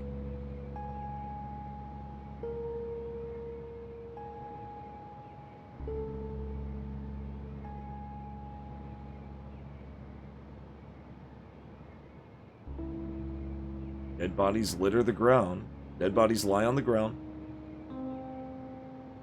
Nothing else new. We don't have any items except for our save point. That's our save pendant. We save with that. Doesn't really do anything else. Burned and bloodied bodies scatter here. It's only one body. Just the one body, actually. So this place is cleared. Everything's cleared. I swear, if we just had to... If we just had to talk about the power of the forest... that'd be pretty funny.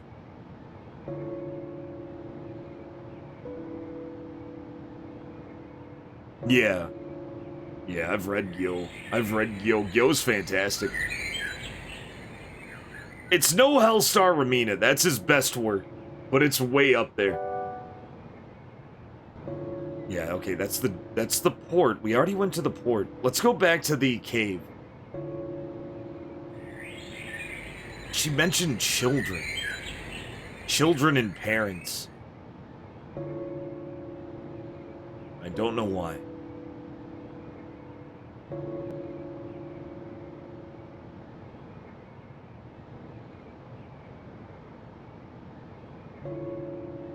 Yeah, Gil was awesome.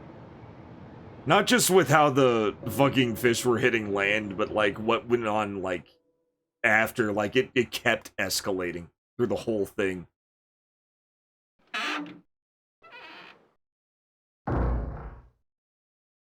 Yeah, yeah. I've heard about that. Like rotten whale smell is just the worst.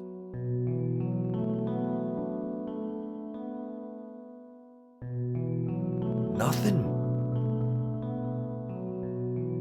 There's got to be something to do. I'm not soft locked, am I? I can't be.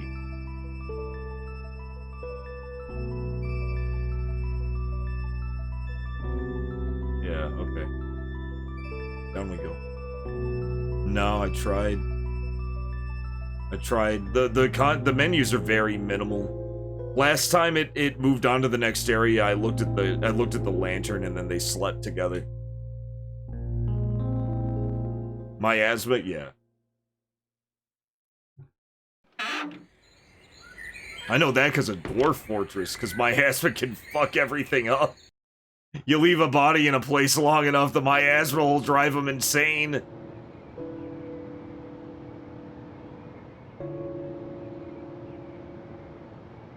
Yeah, and I tried looking in here.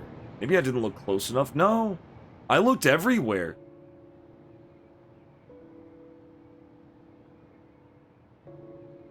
Is that where everybody found out what miasma was? Everybody's played Dwarf Fortress and found out what miasma was.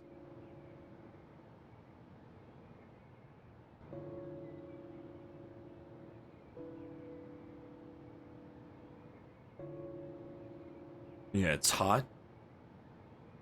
You can look at this window. You can look at the window. You can look at the bed, but we can't interact with the bed at all. We can look left also. I don't think I looked left yet. This leads to the door. Yeah, and we can't stop at the table either. Yeah. It was a very good visual representation, it really was.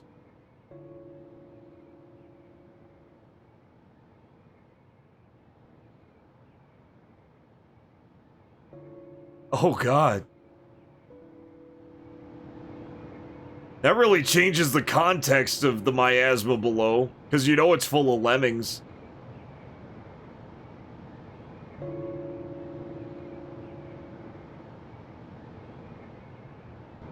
That's a dark implication. Alright, the only places I can think left are... We've cleared the... There's gotta be some little hidden pixel. We're pixel hunting again. Thinking it might be the miasma of dead lemmings. Just billions of them. Billions of dead lemmings. Actually feels like it, fits the lore, oddly enough. I think miasma, let's look up the definition of miasma. Let's just look up the definition. Because it may not just cover dead corpse, you know, corpse fog.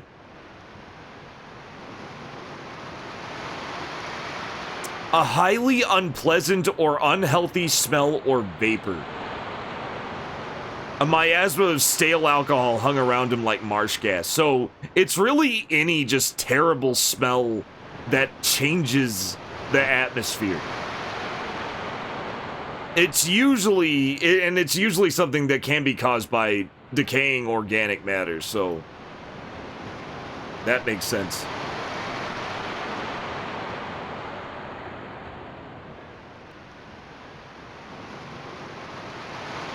No sign. I can't go anywhere else. I can't approach the dock even though it says forward. Yeah, thick funk in the air.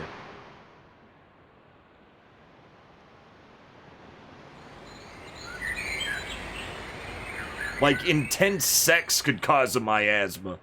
Ugh. It'd be pretty bad, though. Like, it doesn't necessarily have to be death.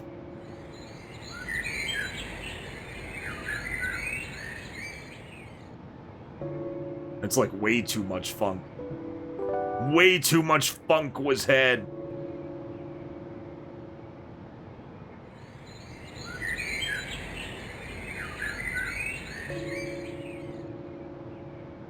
This is the only suspicious place because it shows this. The power of the forest captivates my heart. And there's nothing else. Oh! I wonder what lies beyond this forest. That's new. Okay. We are literally just plant searching.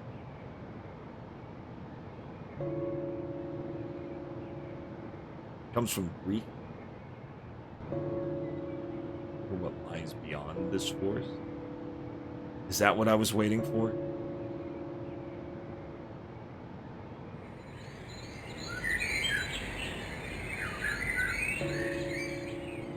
Yep, that sounds about right.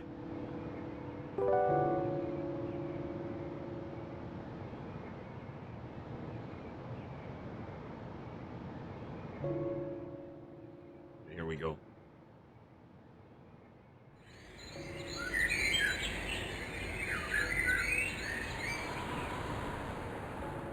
Then there's this. There's this very nice area. This nice little place right here. Where there is nothing. This is so... I don't know. Kinda wish the cursor didn't have a contrail. The game's actually going at 60 frames a second. Like, for real. Because there's, like, nothing going on except for the cursor. Nothing.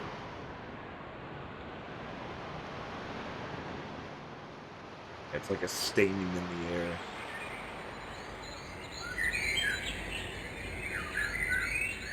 Smells like cat food and ass in here.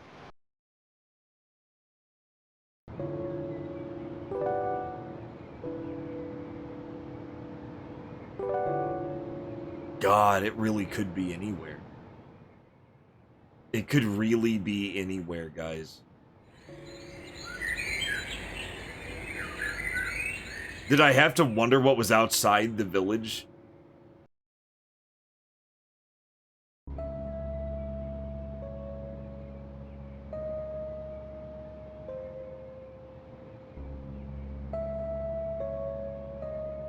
Dark sea spreads ahead.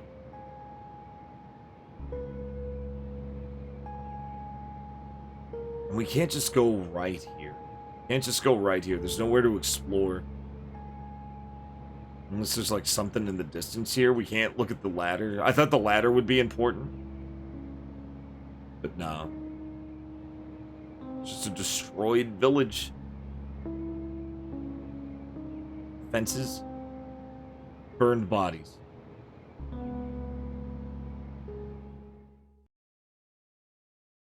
I'm wondering that too. I'm just making absolutely sure before we go back to the cave. We could just go back to the cave. Maybe wondering what's outside the forest is what he needed to do. This is definitely a dialogue heavy, a think and talk puzzle.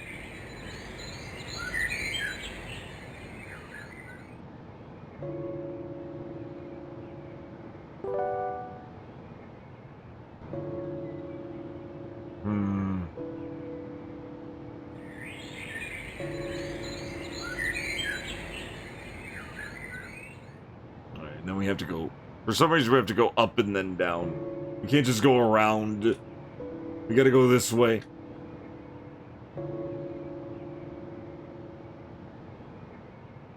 I noticed that there's no child-adult switching like there was before. Maybe we'll go back to that. Maybe we'll even go back to the main mansion and do the rest of the puzzles there, because there were some unfinished puzzles there. Okay, let's talk to her.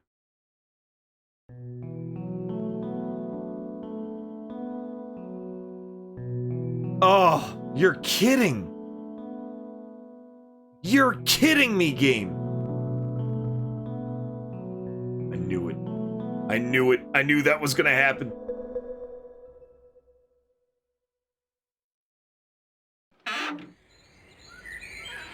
The only thing I can think of is there's a third thing. I think that forest clearing is our only shot. It's our only clue. I could try the bed again. I'll try the bed one more time, and then we're just hitting that clearing like a fist.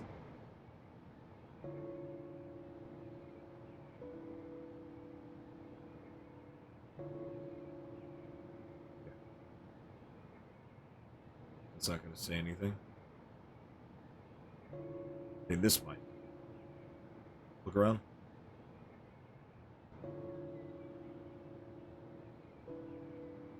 Two, three.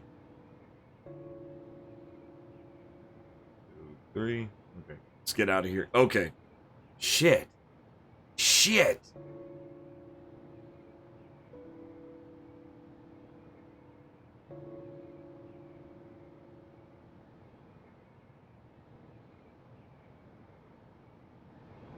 No. Not that way. It's another Zoolander thing.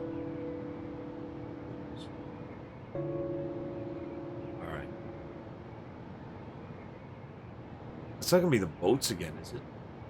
Maybe it's the boats again. I'll hit the boats again, and then we're going straight back to that one forest. Because, man. No way. I don't think I can go any further. Oh, okay, good.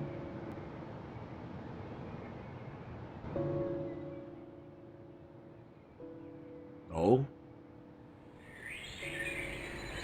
The crossfades are so fancy. I love the montages. Except for here, that was a little less smooth. But whatever, it's fine.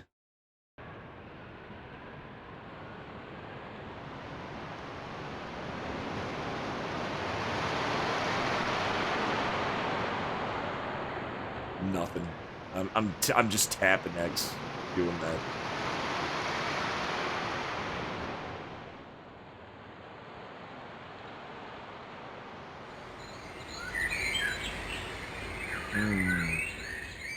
Let's keep going.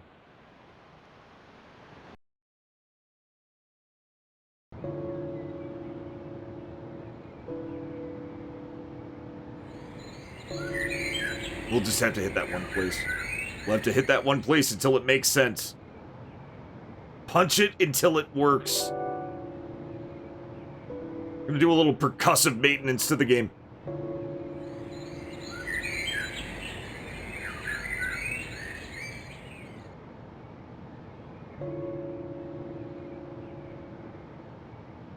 Power of the forest captivates my heart. There's this tree here where we can't really do anything.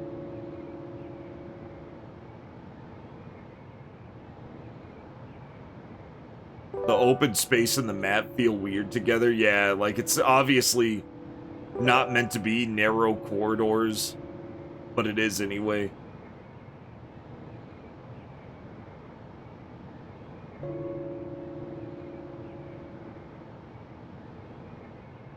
I wonder what lies beyond this forest. The tree really stands out. There's really no messing with it. There's nothing else. How's it going, Solid Snag? Juggernaut indeed. I played through Mirrors. It was pretty hilarious. I ended up really liking it. I do want to play more of Staff Studio Wings games, though. I know you played a really good one. I saw the one you played a ways back. How you been, Snack? Welcome in. Big shout out.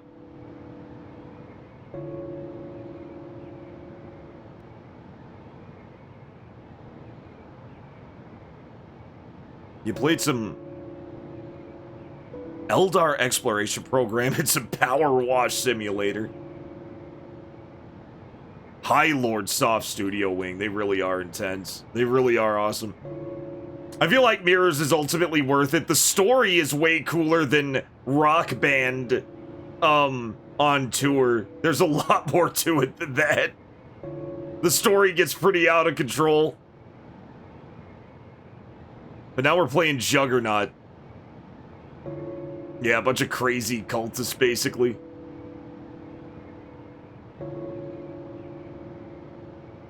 But now we're trying to figure out what the hell to do here. Because it feels like we've exhausted all of our flags and, like, nothing's happening. We're in the forest with Cave Girl. We haven't found any items. I mean, we'll figure it out. We figured it out all the way up to this point. Yeah, we've already been there. Nothing has really changed. The first one that we found was the good ending. The one where they just said, fuck this, and left. And even then, it wasn't a closed ending. It was just a stalemate.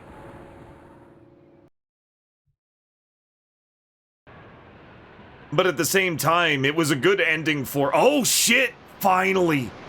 But at the same time, it was a good ending for the main characters. It was a good ending for David. It was a good ending for Susanna. So it was like the closest thing to a good ending the game had.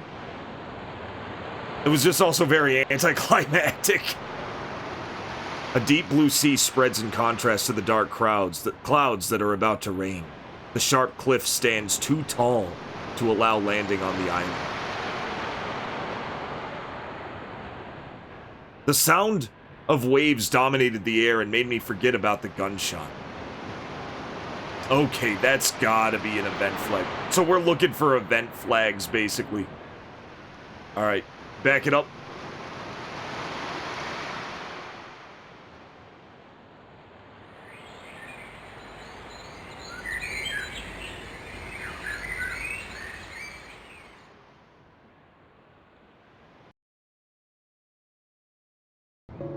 Was that the trigger? Or should I go back to the village now? Oh, see, it's so hard to say. This game is so good at... It's so, like... It'll never really give you an obvious answer sometimes. Sometimes it'll just be like, you may have figured something out. And then you gotta look for what you figured out, and that's fine, there's nothing wrong with that, but this game really likes doing it. Okay.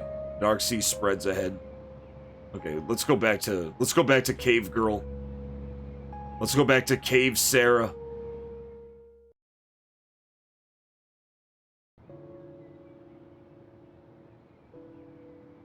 Yeah, we're just gonna go back to the... I mean, what else can I do? We've been going back and forth for like 30 minutes.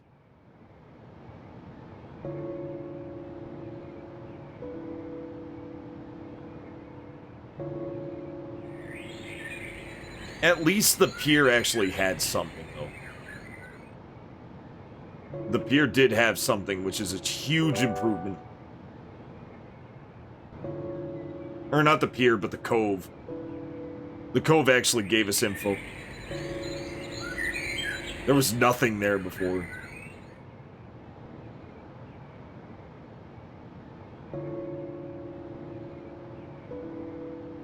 I don't think it's gonna make me lay in bed. I think the bed is there for when I sleep in it and wake up at the beginning of a new area.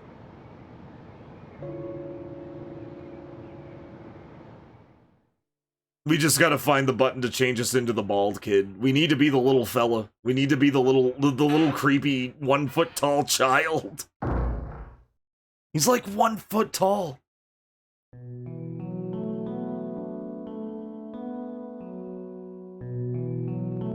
Nothing.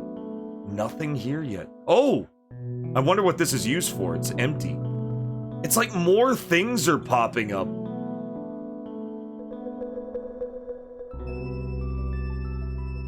It's like more things. Am I finding these, or are they like... No. Because this is like a magnet. I would have immediately noticed this.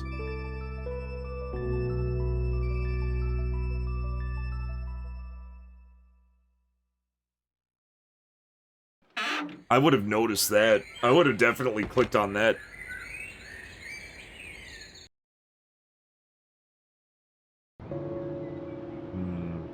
Yeah. That'll just take us back down.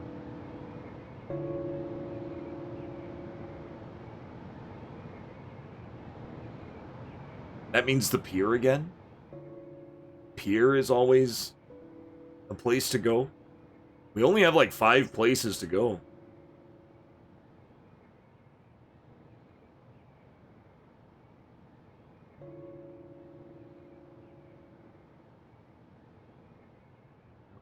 Then we can look at the...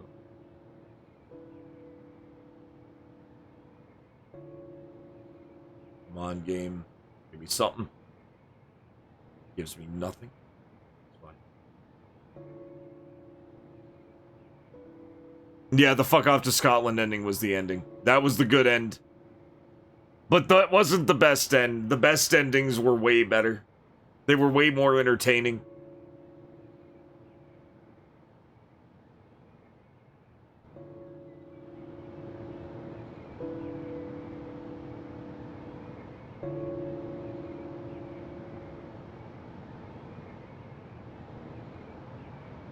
Go.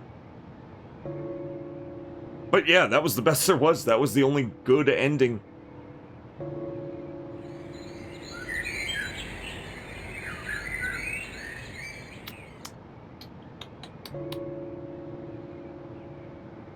So if he forgot about the gunshots, maybe he'll be okay with, like, exploring the village deeper. Maybe that's what it is. Maybe I can actually climb that ladder now. It's a guess. This is a very vague area.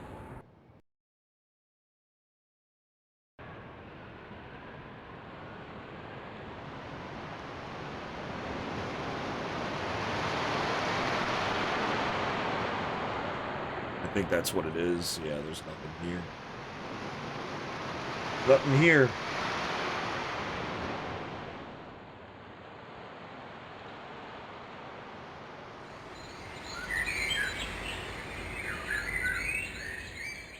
Failing that, I don't know. I don't know. Finding whatever the hell they want you to do here is harder than the puzzles so far.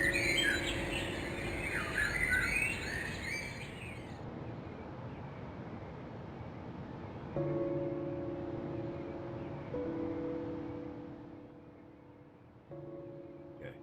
Okay.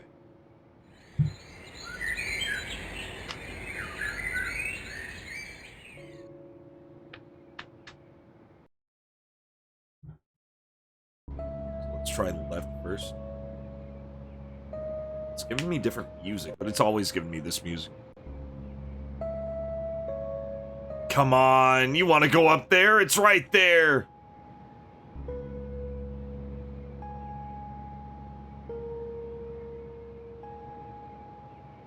I've been everywhere else.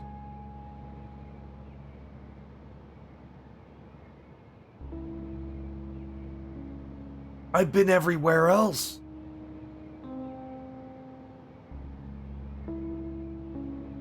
What if it's a timer-based thing? What if I have to, like, just wander around for an hour and then something happens? It would be a bold move on Will's part.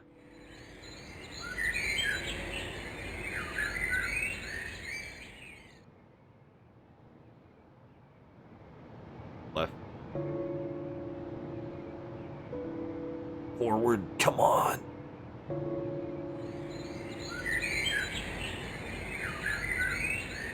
Duck and weave.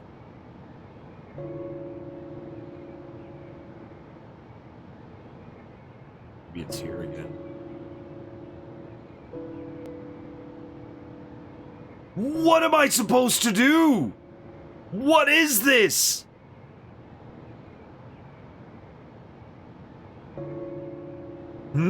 Oh, thank goodness, something. Oh, there's a red ribbon on the tree. There's a mark on the tree, which I didn't notice before.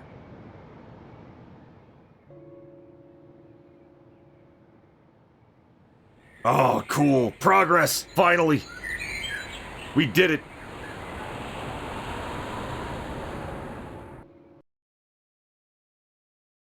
God, that was a lot. That was a lot. Holy shit. Oh, we're in a new... It's getting, like, more complicated.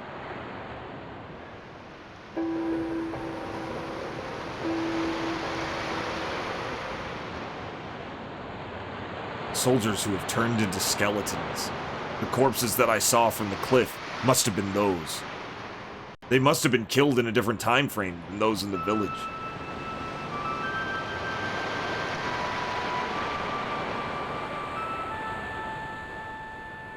Skeleton. Skeleton, guys. Killing Island. If I didn't know anything, this place would simply look like a paradise, surrounded by the sea and abundant nature. There certainly exists an evil presence that is hiding quietly in the dark.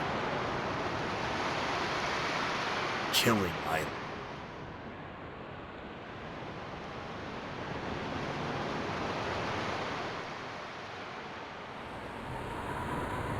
Let's keep going. I like how we fly through the forest like a bird. Like a mighty bird. Alright.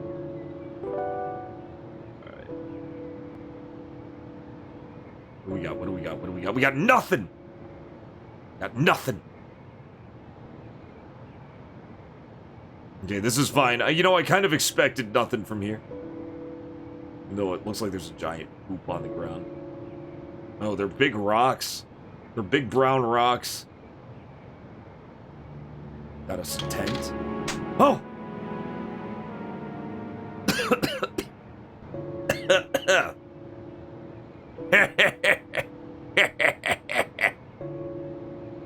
I'm pulling the trigger now, I'm telling you.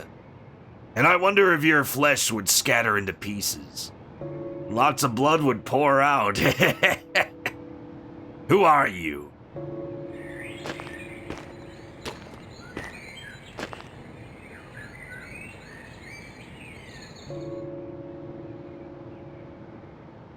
Hey man, don't get so mad.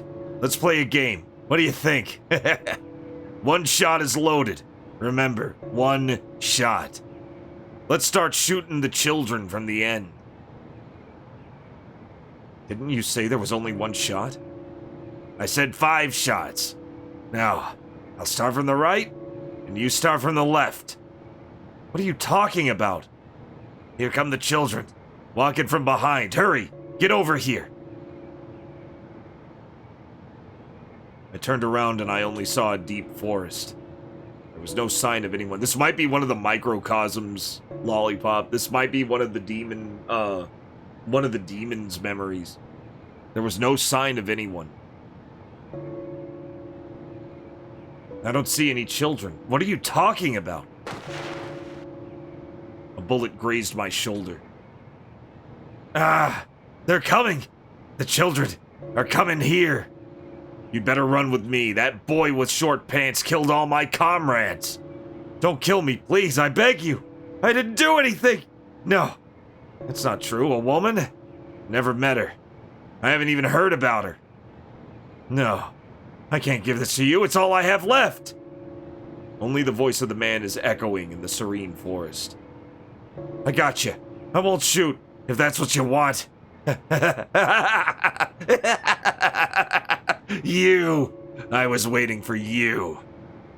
Can you come to the sea? No, I'm not doing it. The children are my body. Keep your hands off my gun! Damn it, my body! Hey, kid. I'm gonna burn you all up into ash. No, I don't want to die. Let me go, please! Please! The man who was captivated with madness. I was just staring at him. See, he's gone kooky, guys. The man stood a while, aiming his gun at me. Guess leave? I guess just leave. Okay, he had more than one shot in there.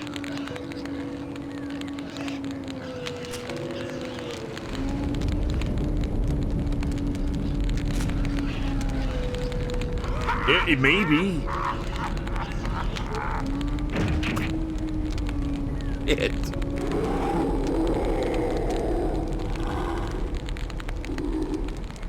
Oh boy.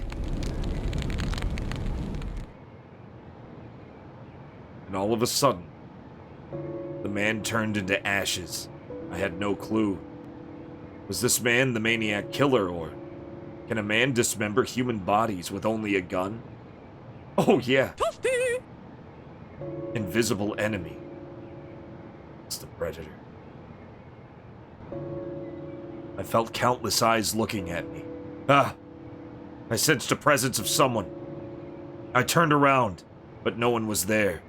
Something is waiting for me somewhere. That girl, I wonder if she's safe.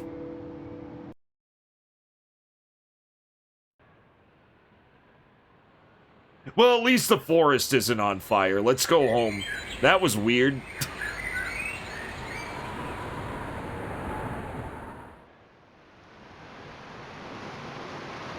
That was definitely a left right away. That was definitely an occurrence. Let's forget that happened and go home.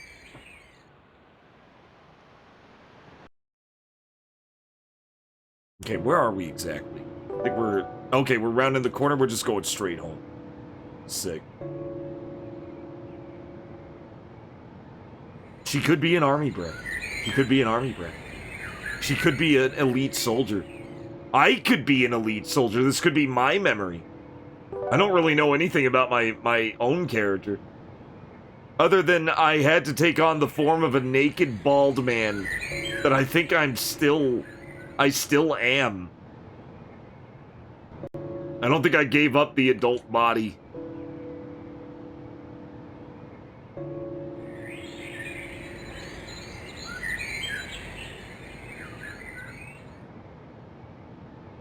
Now we can say hi to the girl. It looks like there's something moving in the cabin when you hit the cutscene. There's a big hole in the ceiling. Like a big black hole in the ceiling.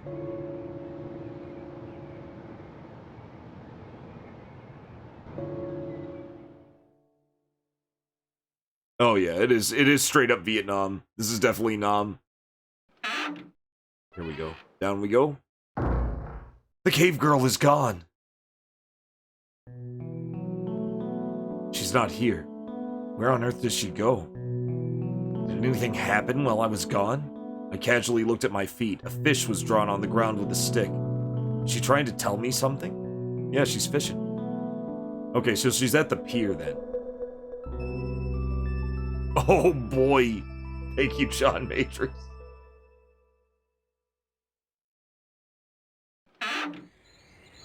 Okay, she let me know she'd gone fishing. Let's go to the docks.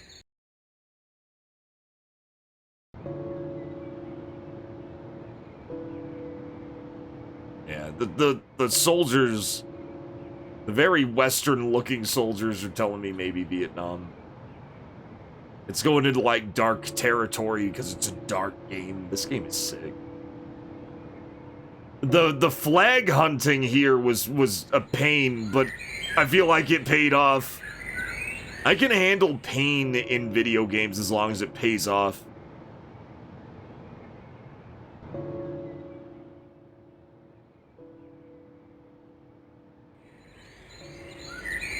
How's it going?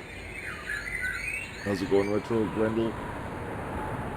Oh, there's the kids!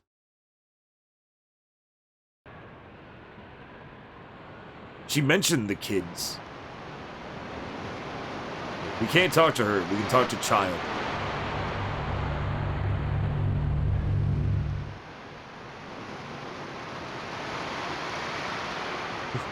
Who on earth are you? I'll tell you that later. Do you know the history of this island? No, I don't. I don't even know where it's located on a map. I arrived here recently. I met no one who could explain what is going on. It's the children of the damned. I met no one who could explain what's going on. Then let me explain to you. This island is isolated and surrounded by the sea. It does not belong to any country and is not listed on any map. We're in uncharted territory. One morning, a ship carrying soldiers and weapons came to this peaceful island. Their objective was to colonize the island.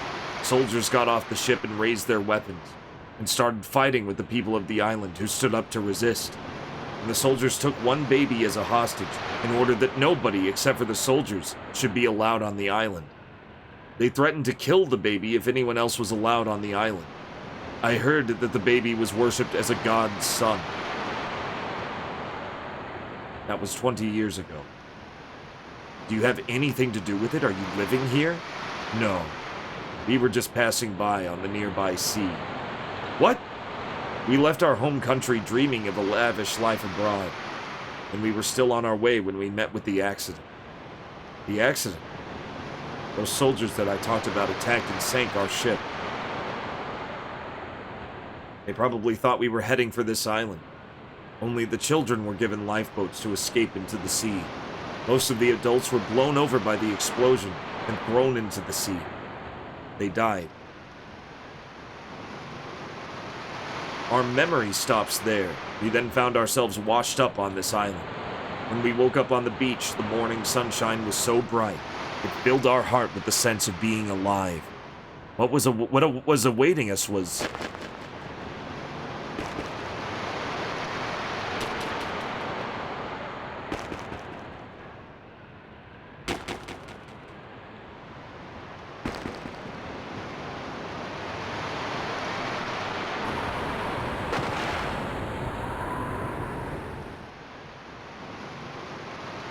We were weak.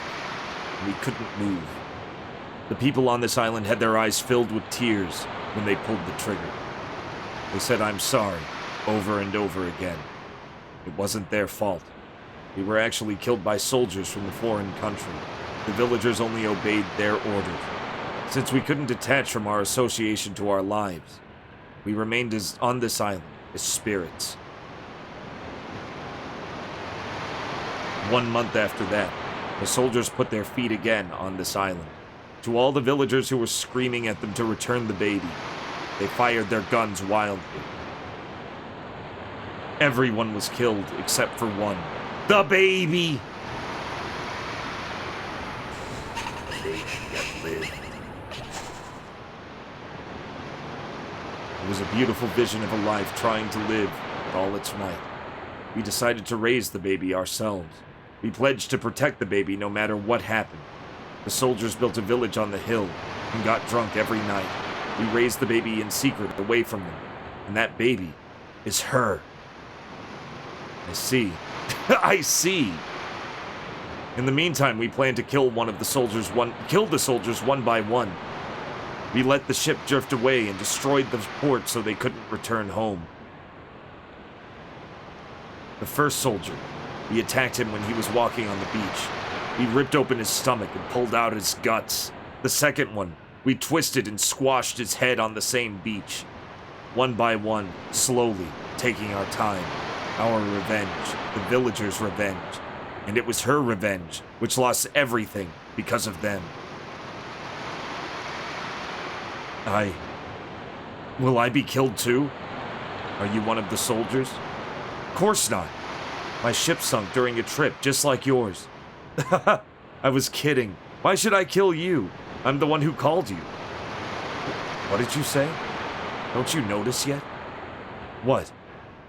You were the baby who had been taken away by the soldiers at that time. Oh, so the other baby... So that was another baby that survived. We're the two babies that survived. In other words, you are the god's son. I don't understand. You were born on this island. People believed that a god, Banuda, was reborn in you.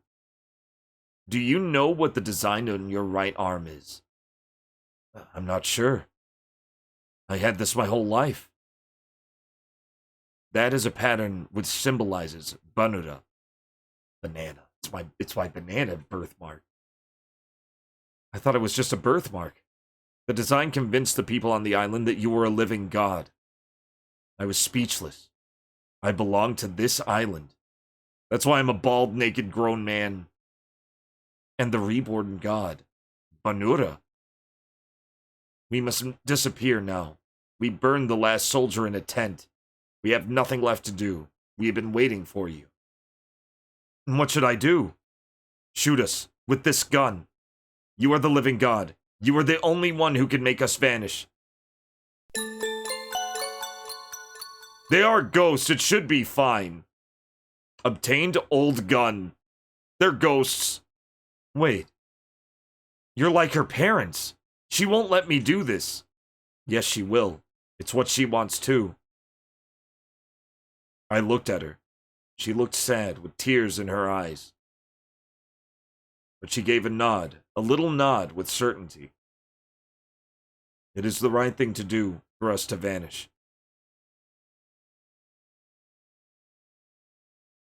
Now, shoot us with this gun. Hurry! I want to save again. I want to save again before I make this big choice. Go ahead and save here. Here we go. Feels like a big choice. I don't think it is, but it might be. Data save. Destroy the child. Examine. A 79 model gun. 1879. Only one shot is loaded. Please.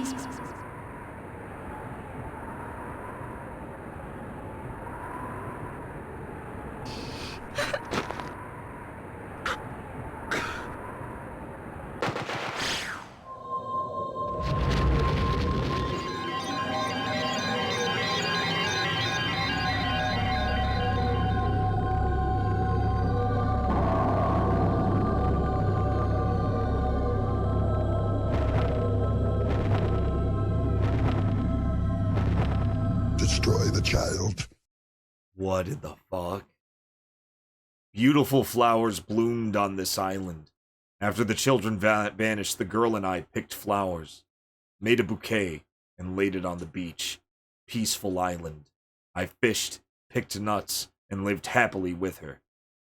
I think that was the demon, yeah. Holy shit.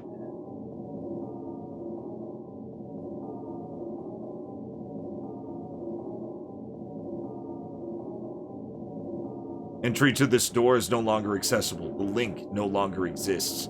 This is the microcosm, then. Peaceful Island Gaming.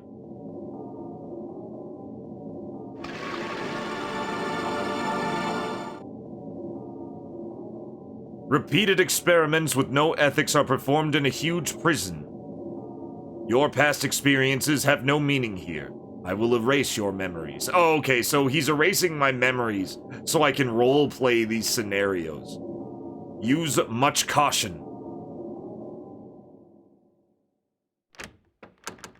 What, like cover shooting?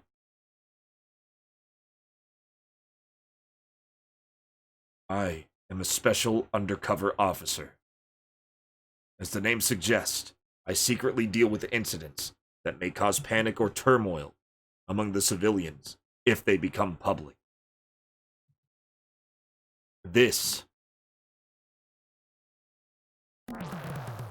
assignment seems risky because it's called for the chief's attention. We call the chief by the name M.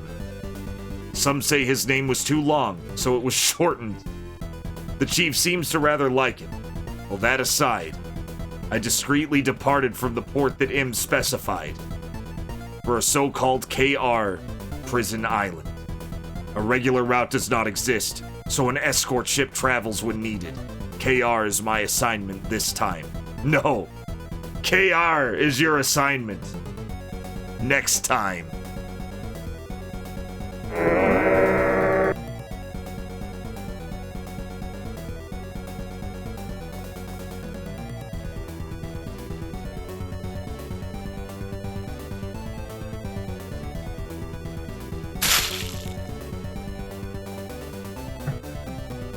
We're putting it on hold for now.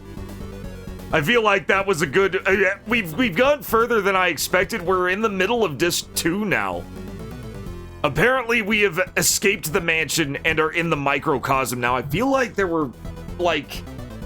I feel like there were unfinished puzzles, though, or puzzles that I didn't finish. I don't know. I don't know if I fucked up leaving. Maybe I should go back. We'll find out. We'll find out. In the meantime, thank you guys for coming on in. Play to my, thank you for the follow. Rev Brown, thank you for the 11 months. Doc Quinn, thank you for the follow. Resident Stevel, thank you for the raid. Colon Simulator, thank you for the follow. Bad Game Hall of Fame and Youth Bug and Bill Bull, thank you all for the amazing raids. Helical, thank you for the follow. Adventure Josh, thank you for the 100 bits. White Buffalo, thank you for the 4 months. Thank you all for coming on in, guys. Thanks all you guys for coming on in. Oh, man. We got a lot ahead of us, guys. We got a lot ahead of us. Cobra called, mentioned something about wanting his shades back. I got the other half of his pizza. We'll fight over it. We'll trade. We'll trade it out. I want you guys to enjoy your Friday. It is upon us. Enjoy Friday, guys. It's here. We've ushered in Friday. Enjoy your Friday. Be back here 9 p.m. Central. No, 7 p.m. Central. Saturday night. Right here on twitch.tv/CyberTruckerAlpha. Where we're going to continue our insane adventure through the microcosm. It's turned into a bunch of, like, mini adventure games, and I'm kind of liking that. We'll see where it takes us. In the meantime, Pixel is playing Kingsfield right now, which I played not too long ago. We're going to raid Pixel Turkey. She's really great. I hope she's enjoying this. I really hope she's enjoying Kingsfield. I really like Kingsfield. I want you guys to say hi and definitely get in here. She's really awesome. What you guys, GG Youthbug is particularly. Big shout out to Youthbug also for beating Hollow Knight 2 Silk Song and getting the ending, the true ending. Thank you. Good job, man. Thank you guys for hanging out, and until next time, as always, stay frosty.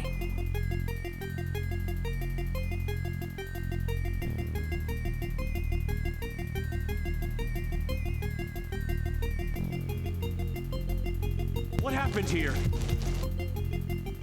I don't know, Lobster. I don't know what happened here. We're gonna find out. Are we gonna save Sarah? I don't know. Are we even gonna have memories? We did see the demon. We did get a glimpse of the demon. The demon is there. All we have to do is kick his ass. All we have to do is kick his ass, guys.